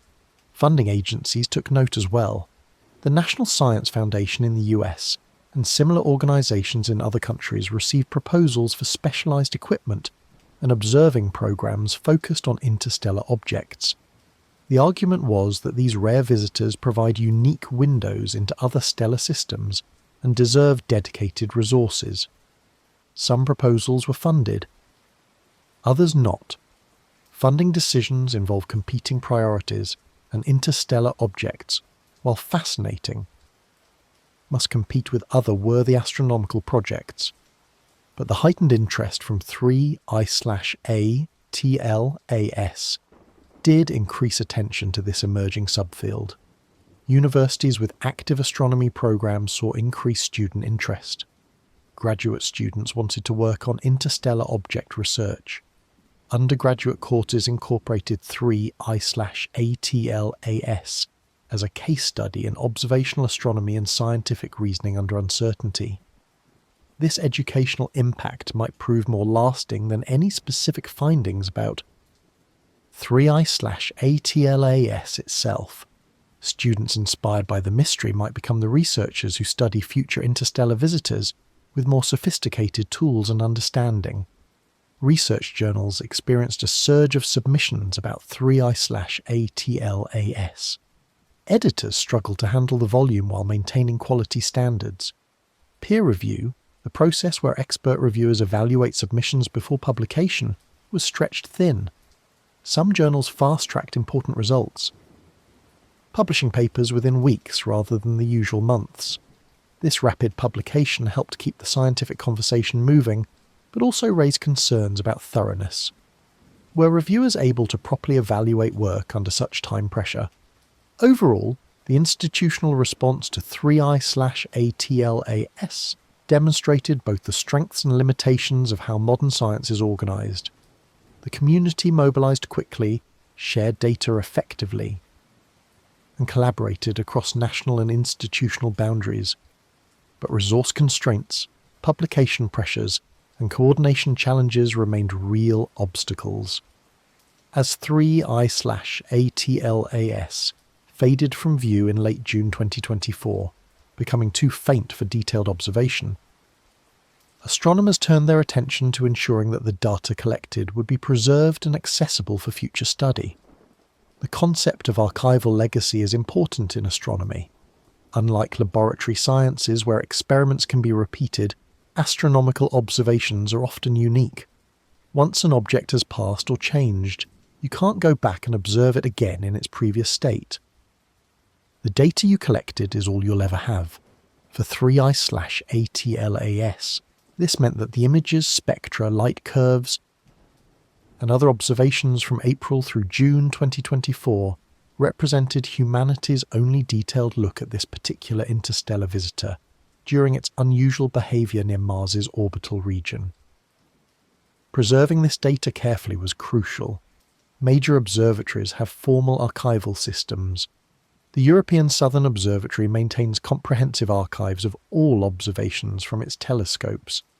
These archives are professionally curated, with metadata describing each observation, when it was taken, with which instrument, under what conditions, targeting which object. After a proprietary period, typically 1 year, during which the original observers have exclusive access, these observations become publicly available. Future researchers can access them, reanalyze them with new techniques, or combine them with other data. The Hubble Space Telescope archives, managed by the Space Telescope Science Institute, are similarly comprehensive. Hubble's observations of 3I/ATLAS would be preserved in standardized formats with extensive documentation, available to anyone with internet access. But not all observations go through formal observatory archives. Amateur observers, small telescopes, and rapid response observations might generate data that isn't automatically preserved. For 3I/ATLAS, there was a coordinated effort to collect these additional observations into a comprehensive database. The Minor Planet Center, which coordinates observations of asteroids and comets, served as a repository for astrometric data. Precise measurements of 3/ATLAS's position over time. Researchers from around the world submitted their measurements, creating a dense timeline of the comet's trajectory. Spectroscopic observations from multiple institutions were compiled into a standardized database, with careful calibration to enable comparison. This required significant effort, as different spectrographs have different formats and calibrations. Graduate students spent months working on this standardization. Work that wouldn't generate glamorous publications but was scientifically essential. Photometric data, the brightness measurements over time, were similarly compiled. The comprehensive light curve of 3I/ATLAS, combining observations from dozens of observers, represented thousands of individual measurements. Statistical analysis of this compilation could reveal subtle patterns no single observer would have detected. High-resolution images were archived in their raw form as well as in processed versions. The raw data preserved maximum information for future reanalysis. The processed versions provided ready-to-use images for researchers who weren't imaging specialists. All of this archival work came with metadata, documentation explaining how observations were obtained and processed, what calibrations were applied, what known issues might affect interpretation. Good metadata makes archival data vastly more useful. The archival legacy extends beyond just data preservation. The scientific papers published about 3I/ATLAS, dozens of them by mid-2024 with more in preparation, form a literature that documents not just findings, but the process of investigation. Reading these papers chronologically, future researchers can see how understanding evolved. Early papers tentatively noted unusual features. Later papers confidently documented phenomena with statistical rigor. Still later papers proposed and debated mechanisms. The progression tells a story of science in action. This literature, like the observational data, will remain accessible through digital libraries and journal archives. Students decades from now might study 3I/ATLAS as a historical case study, learning as much from how it was investigated as from what was discovered. The archival legacy also includes negative results and failed hypotheses. Papers that proposed explanations later ruled out by additional data still have value. They document paths explored, mistakes made and corrected. The self-correcting nature of the scientific process. Future interstellar visitors will be compared to 3I/ATLAS. Is their behaviour similar or different? Does understanding one help understand another? The archived data creates a baseline, a reference point that increases in value as more examples accumulate. In a sense, the archival legacy of 3I/ATLAS represents a message to the future. We observed this mysterious object as best we could with our 2024 technology and understanding. We documented what we saw, preserved our data carefully, and admitted honestly what we didn't know. Future scientists with better tools and more context might extract insights we couldn't. Our legacy is to make their work possible. Beyond the scientific details and observational data, 3I/ATLAS raised deeper questions about the nature of knowledge, the limits of understanding, and humanity's place in the cosmos. The simple fact that an object from another star system could behave in ways we didn't anticipate is philosophically significant. It reminds us that our understanding of the universe is built on a limited sample. Every comet we'd studied in detail until 2024 came from our solar system. Our theories of cometary behaviour were based entirely on that local sample. When we encountered something from outside our system, and it behaved differently, we confronted the limits of inductive reasoning. We can't generalise confidently from local examples to universal rules. The universe is under no obligation to make all comets behave the same way. This has implications beyond astronomy. In any field where we build models based on available data, we must remain humble about extrapolating those models beyond their training range. What's true here might not be true there. What works now might not work then. The mystery of 3I/ATLAS also highlighted the difference between observation and understanding. We could observe the comet exquisitely, measuring its properties with precision. But observation doesn't automatically generate understanding. Interpretation requires theory, and theory requires assumptions that might be wrong. Multiple competing theories for 3I/ATLAS's behaviour were each consistent with observations but led to different implications. Without the ability to test these theories directly, through controlled experiments or close-up visits, choosing between them involved judgment as much as evidence. This situation reveals something fundamental about how science works. We often present science as a straightforward march toward truth. Observe, hypothesize, test, conclude. But real science is messier. Multiple hypotheses might survive testing, evidence might be ambiguous, conclusions might be tentative. Embracing this messiness, acknowledging uncertainty while still making progress, is part of scientific maturity. The astronomers studying 3I/ATLAS demonstrated this maturity by being honest about what they didn't know while still working diligently to expand knowledge. There's also something humbling about the fact that 3I/ATLAS visited our solar system entirely independent of us. It didn't come because we called it. It didn't behave strangely for our benefit. It simply followed its trajectory, determined billions of years ago when it was ejected from its home system, oblivious to the observers it would briefly encounter. We happen to be here with telescopes capable of detecting and studying it. A century ago, we would have missed it entirely. A century from now, we'll have even better tools and will likely feel frustrated by how limited our 2024 observations were. This temporal perspective is instructive. We're not at the end point of astronomical capability. We're somewhere in the middle of a long journey toward better understanding. Our current observations will someday seem primitive, our theories incomplete, our conclusions quaint. Yet that doesn't diminish the value of the effort.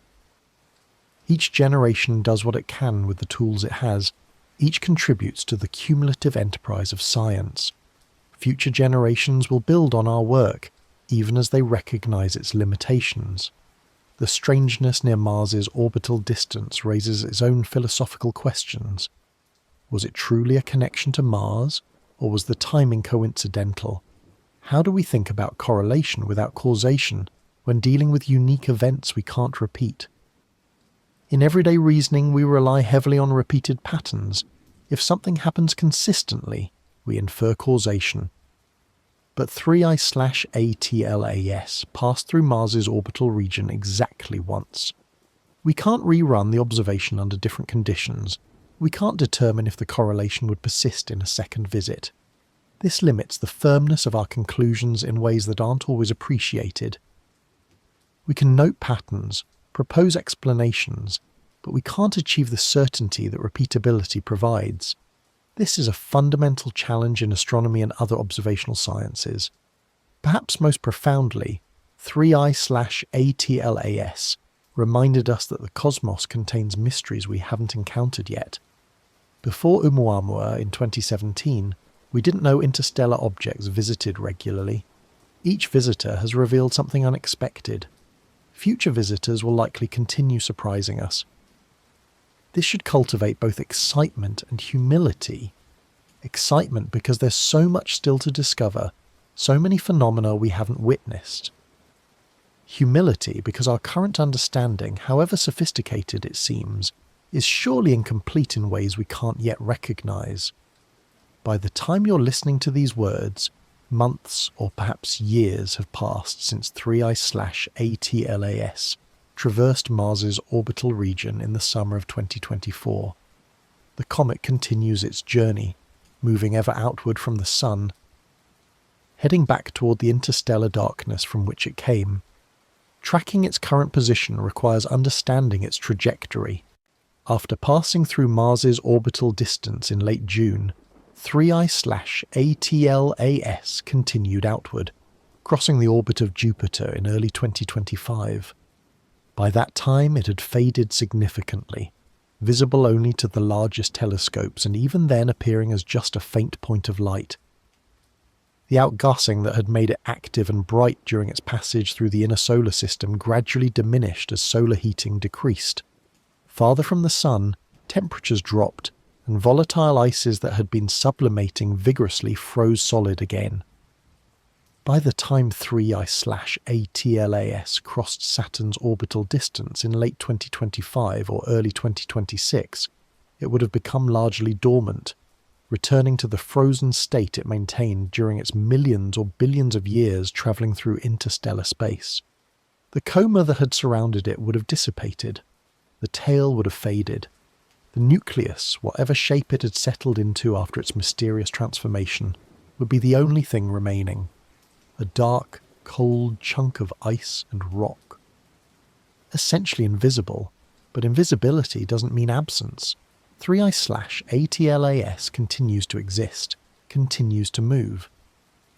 Its trajectory, determined by its speed and direction when it entered the solar system and modified slightly by the Sun's gravity, and the faint tugs from planets, carries it onward inexorably.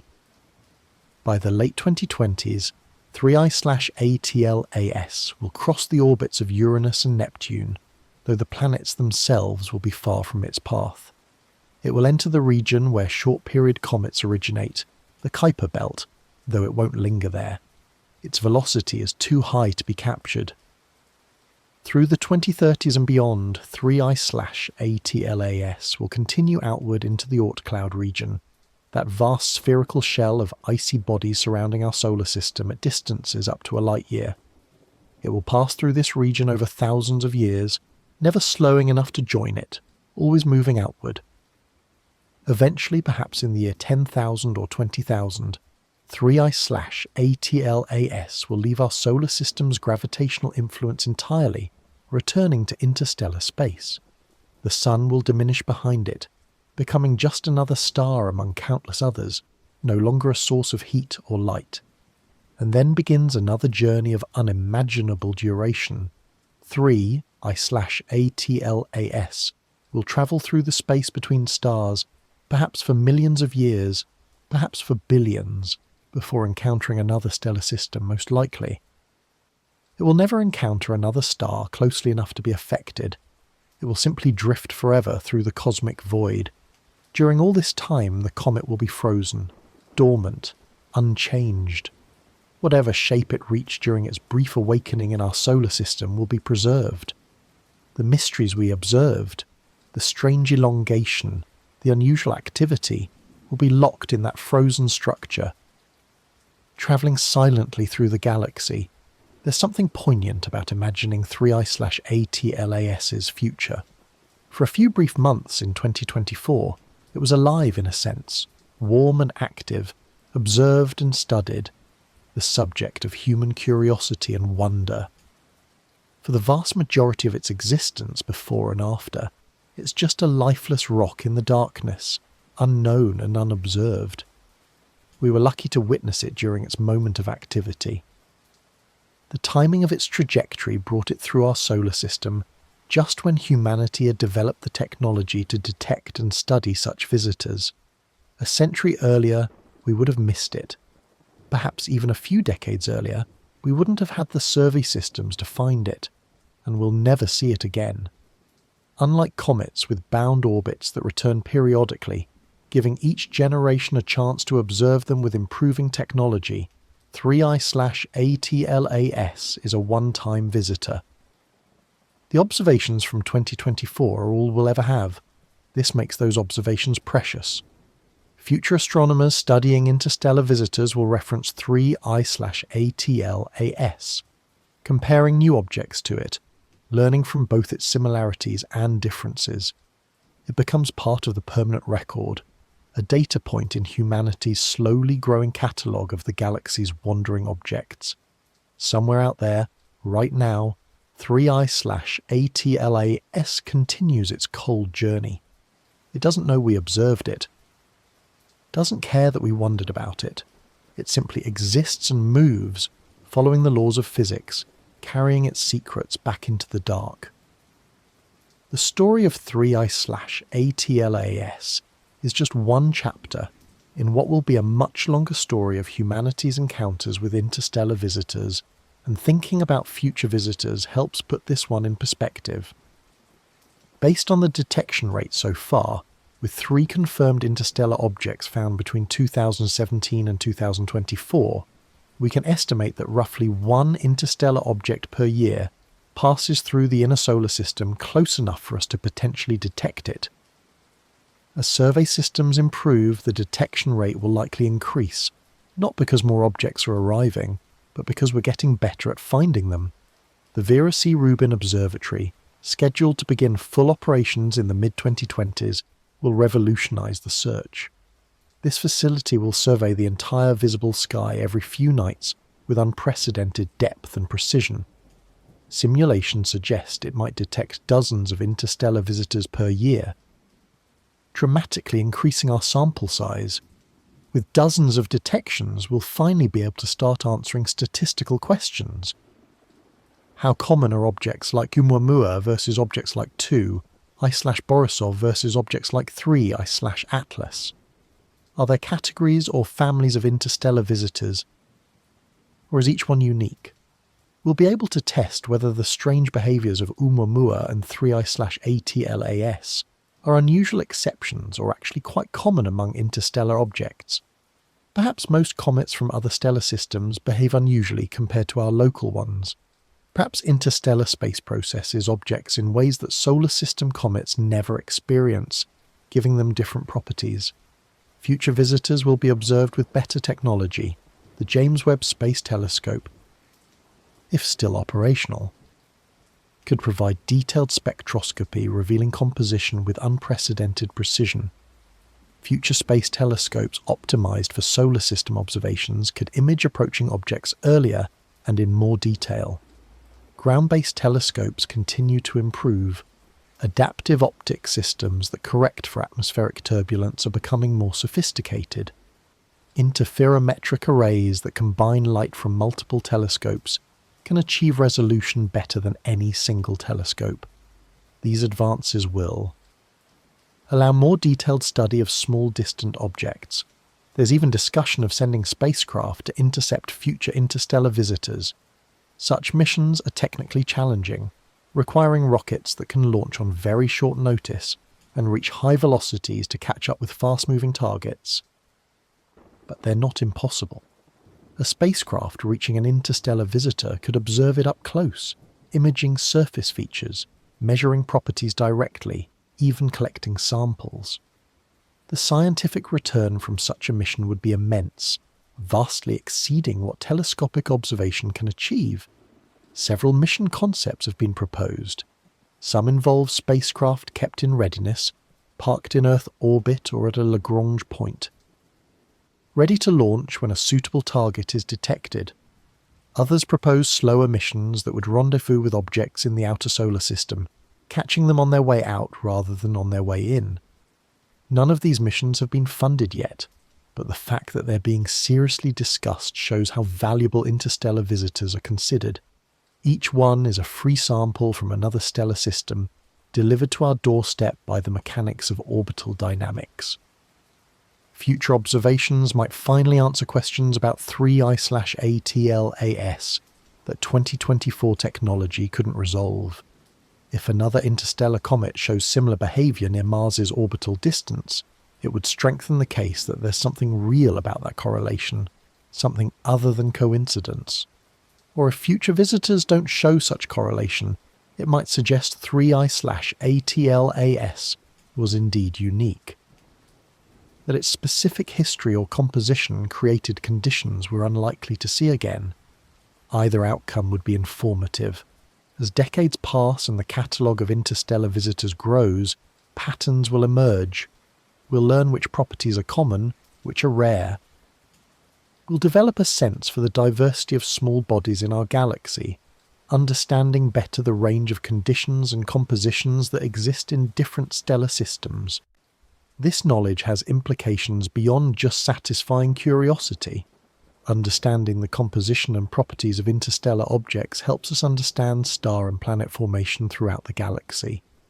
Each visitor is a messenger from a distant system, carrying information about conditions we can't directly observe.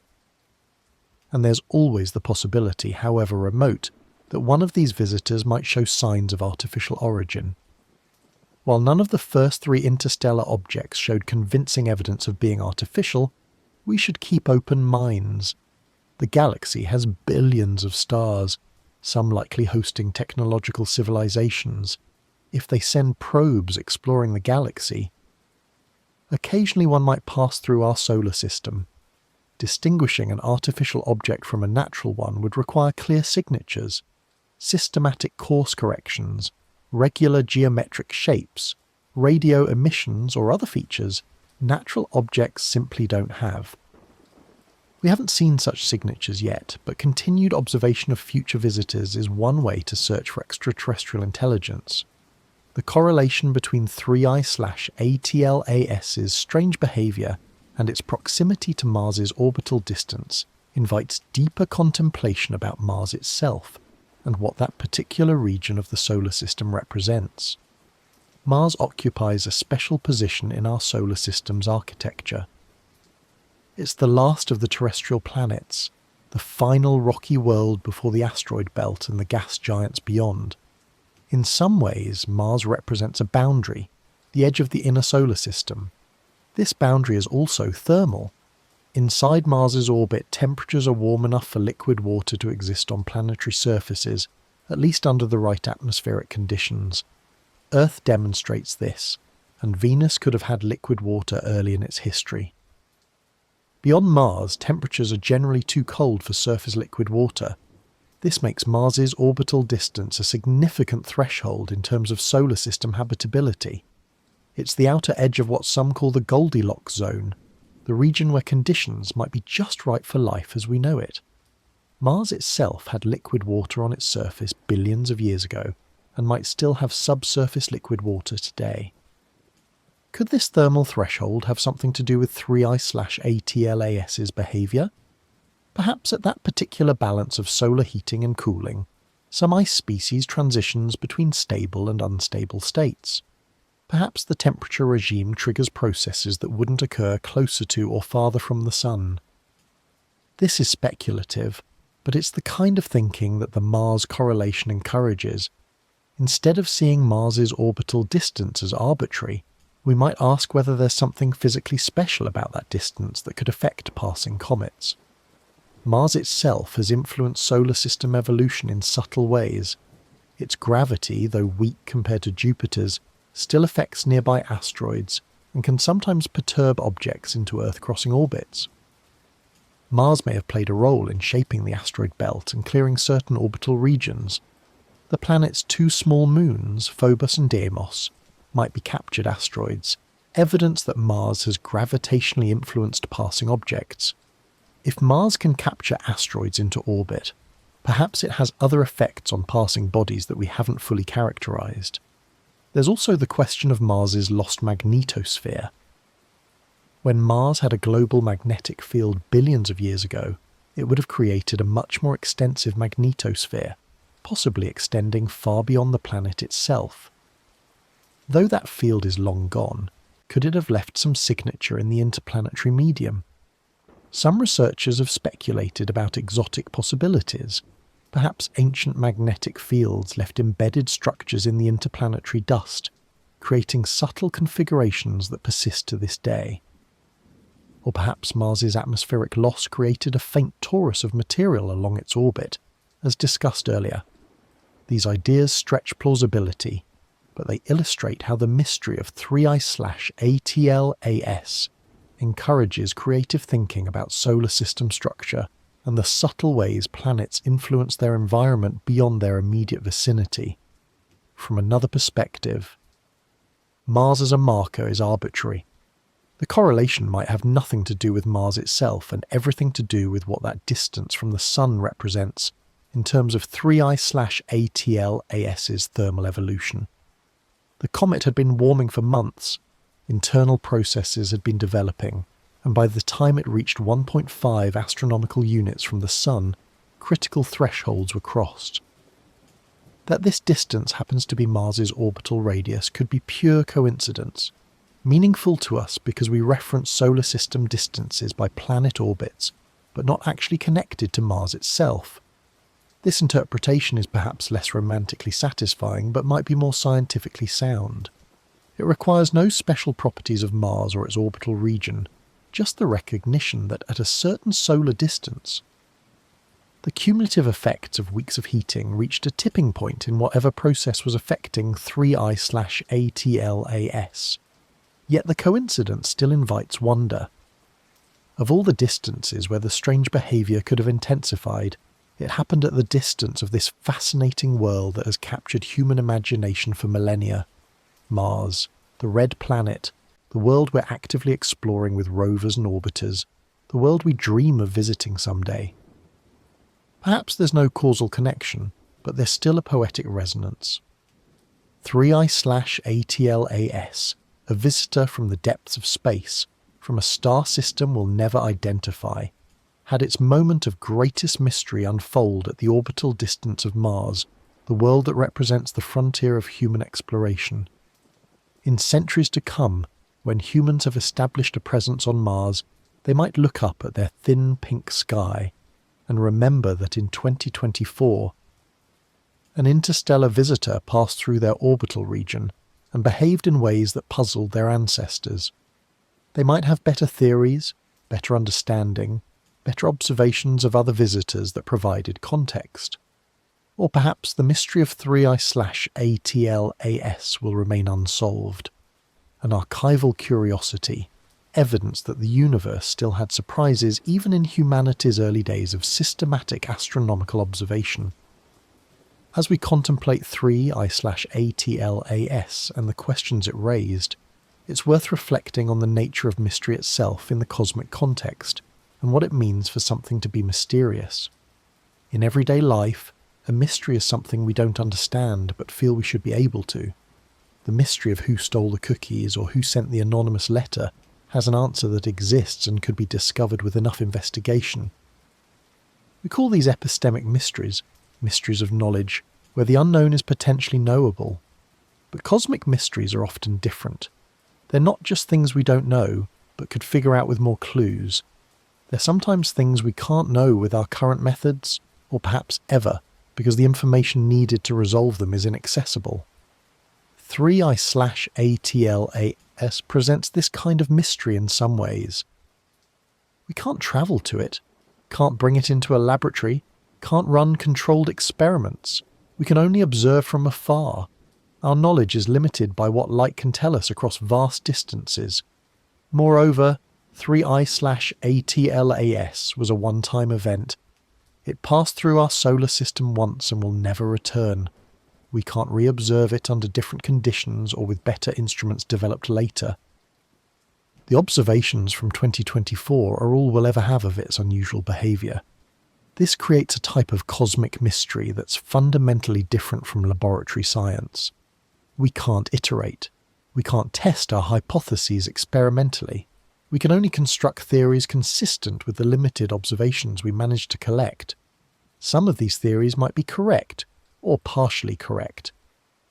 Others might be completely wrong, but we'll never know for certain which is which, unless we observe similar phenomena in future objects and can test predictions. This situation isn't unique to astronomy. Paleontology faces similar constraints when reconstructing dinosaur behaviour from fossils. Archaeology faces them when interpreting ancient civilizations from fragments. Cosmology faces them when theorizing about the universe's origin based on signals from billions of years ago. These fields have developed methodologies for making progress despite these limitations. Multiple lines of evidence, consistency checks, comparative approaches, statistical analysis of populations rather than individuals. But uncertainty remains unavoidable. There's something humbling about this. We pride ourselves on scientific understanding, on the power of human reason to unlock nature's secrets, and we've achieved remarkable things. But the cosmos constantly reminds us that much remains beyond our reach, at least for now. This humility is actually healthy for science. It prevents overconfidence.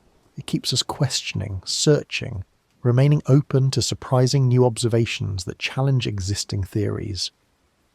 The worst mistake a scientist can make is being too certain. Yet there's also something inspiring about cosmic mystery. It means the universe still has secrets, still has phenomena we haven't fully characterized, still has the capacity to surprise us. After centuries of systematic astronomical observation, we can still encounter something genuinely puzzling. For those of us who aren't professional scientists but follow these stories with interest, cosmic mysteries provide a sense of ongoing adventure. The universe isn't a solved puzzle. It's an active frontier where discoveries continue to unfold. 3I/ATLAS specifically teaches us something about the limits of prediction. Before Oumuamua in 2017, we had never detected an interstellar visitor. We knew in principle they must exist, but we didn't know what they'd look like, how they'd behave, how common they'd be. The first 3 interstellar objects all surprised us in different ways. Oumuamua with its strange acceleration and extreme elongation, 2I/Borisov behaving normally, reminding us that not everything is weird, and 3I/ATLAS with its progressive transformation correlated mysteriously with orbital distance. We had no framework for predicting this diversity. Each object was a surprise, teaching us that interstellar space produces comets and asteroids with properties beyond what our local sample suggested. This will continue. Future interstellar visitors will likely continue surprising us in new ways. Each surprise narrows the space of unknown unknowns, reveals phenomena we didn't know to look for.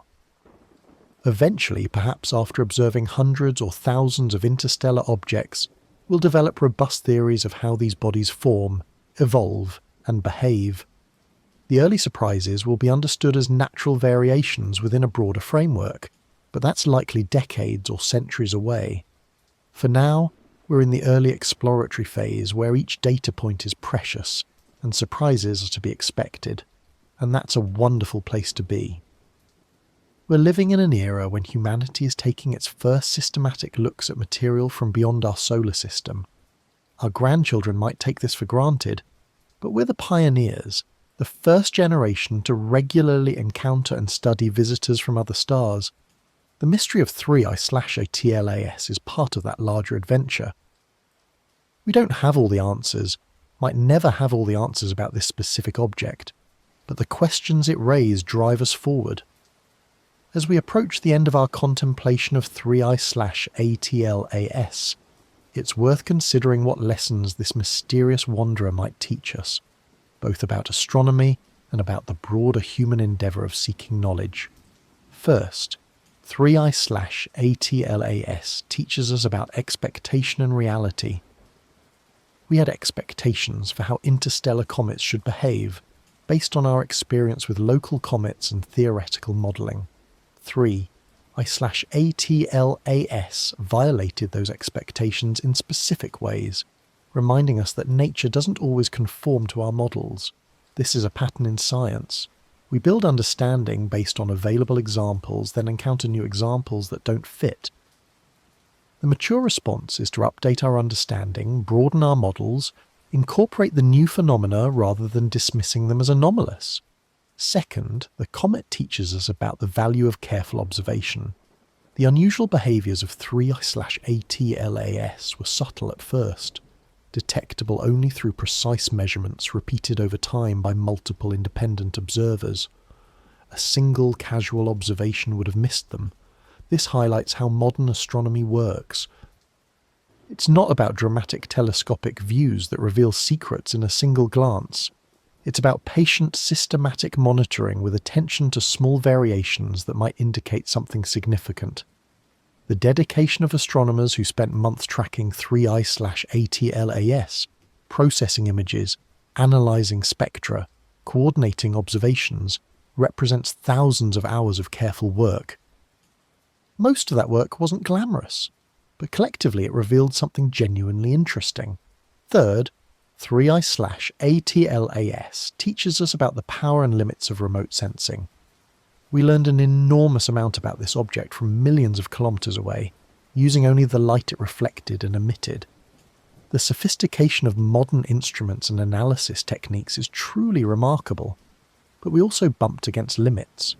We couldn't measure things we'd like to know: internal structure, precise composition, material strength, detailed surface features. Remote observation can only tell us so much. There's no substitute for going there. This tension between the possible and the desired is constant in astronomy. We work with what we can do while dreaming of what we might do someday with better technology or closer access. Fourth, the mystery surrounding the Mars correlation teaches us about coincidence versus causation. We observed a correlation. Strange behaviour intensified near Mars's orbital distance.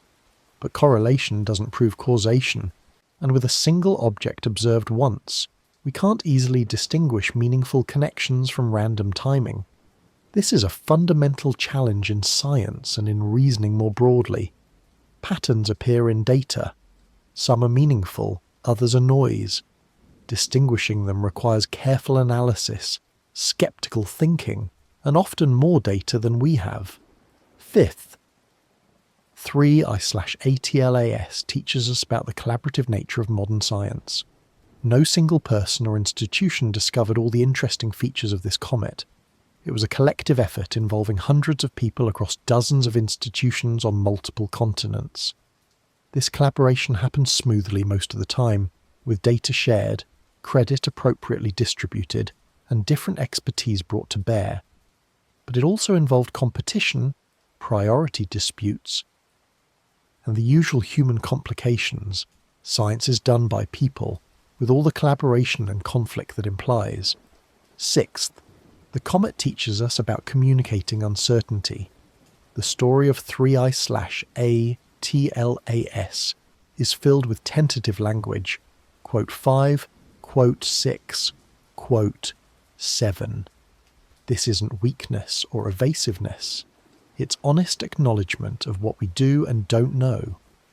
Learning to communicate uncertainty clearly and honestly without undermining confidence in science overall is a skill.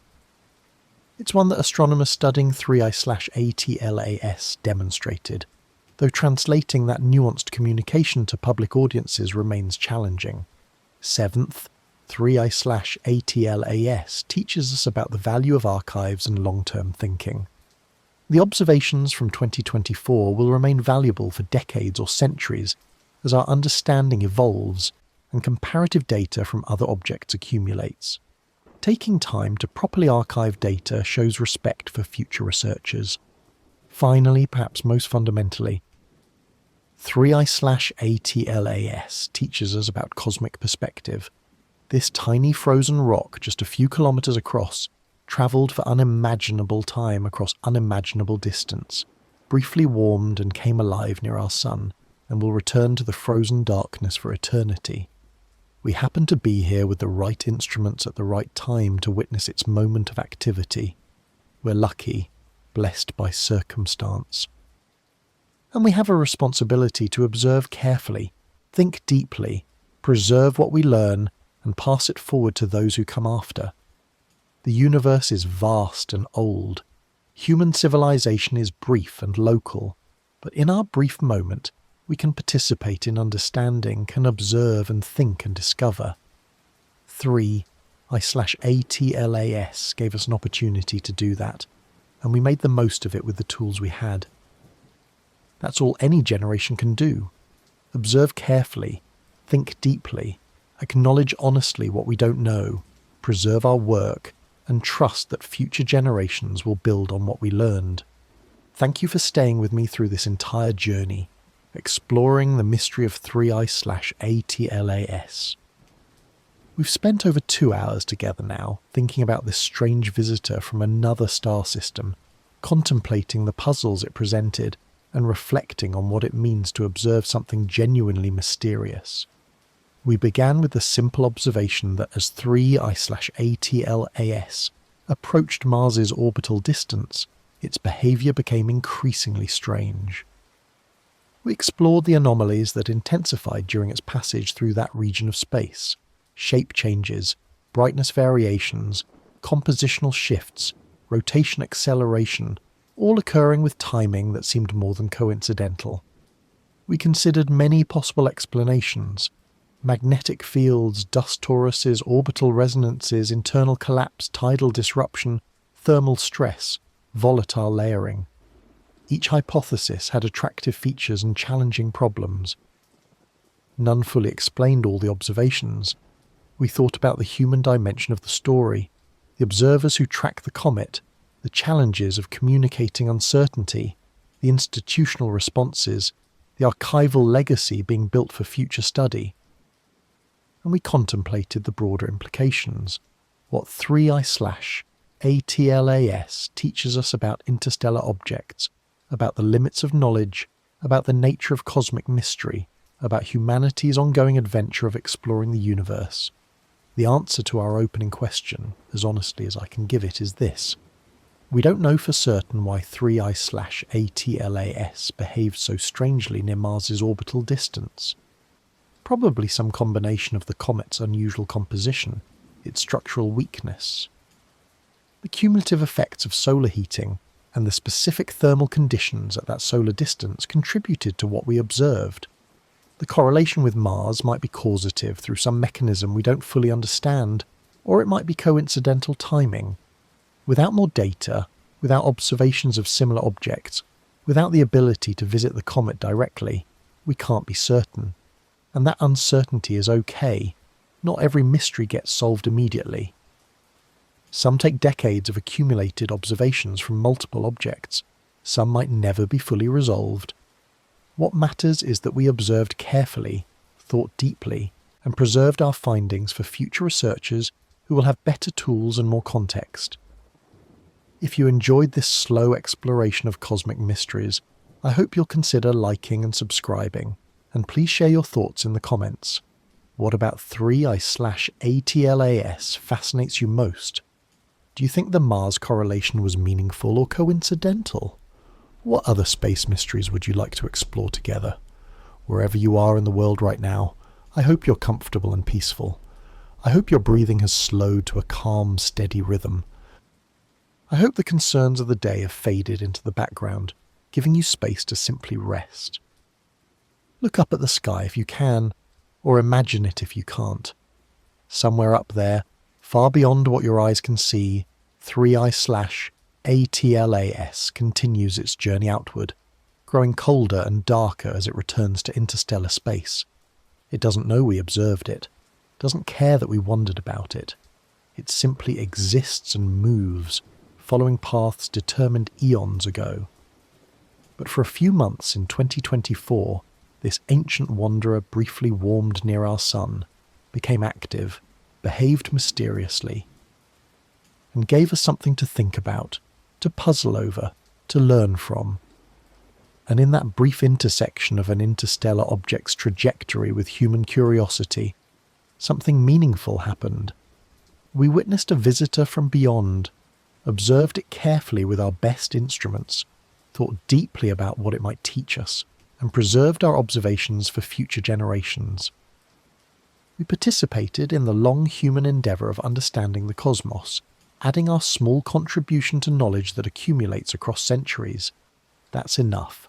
That's what each generation can do, and it's valuable even when complete understanding remains elusive. Sleep well, wherever you are. Dream of wandering comets if you dream at all. Dream of long journeys through darkness, of brief moments of warmth and light, of mysteries that invite contemplation without demanding immediate answers. Good night. May your rest be peaceful, your dreams cosmic, and your tomorrow filled with wonder at this strange and beautiful universe we inhabit. May you carry with you a sense of the vast scales of space and time, the patience of astronomical observation, and the joy of encountering mysteries that remind us how much remains to be discovered. Good night.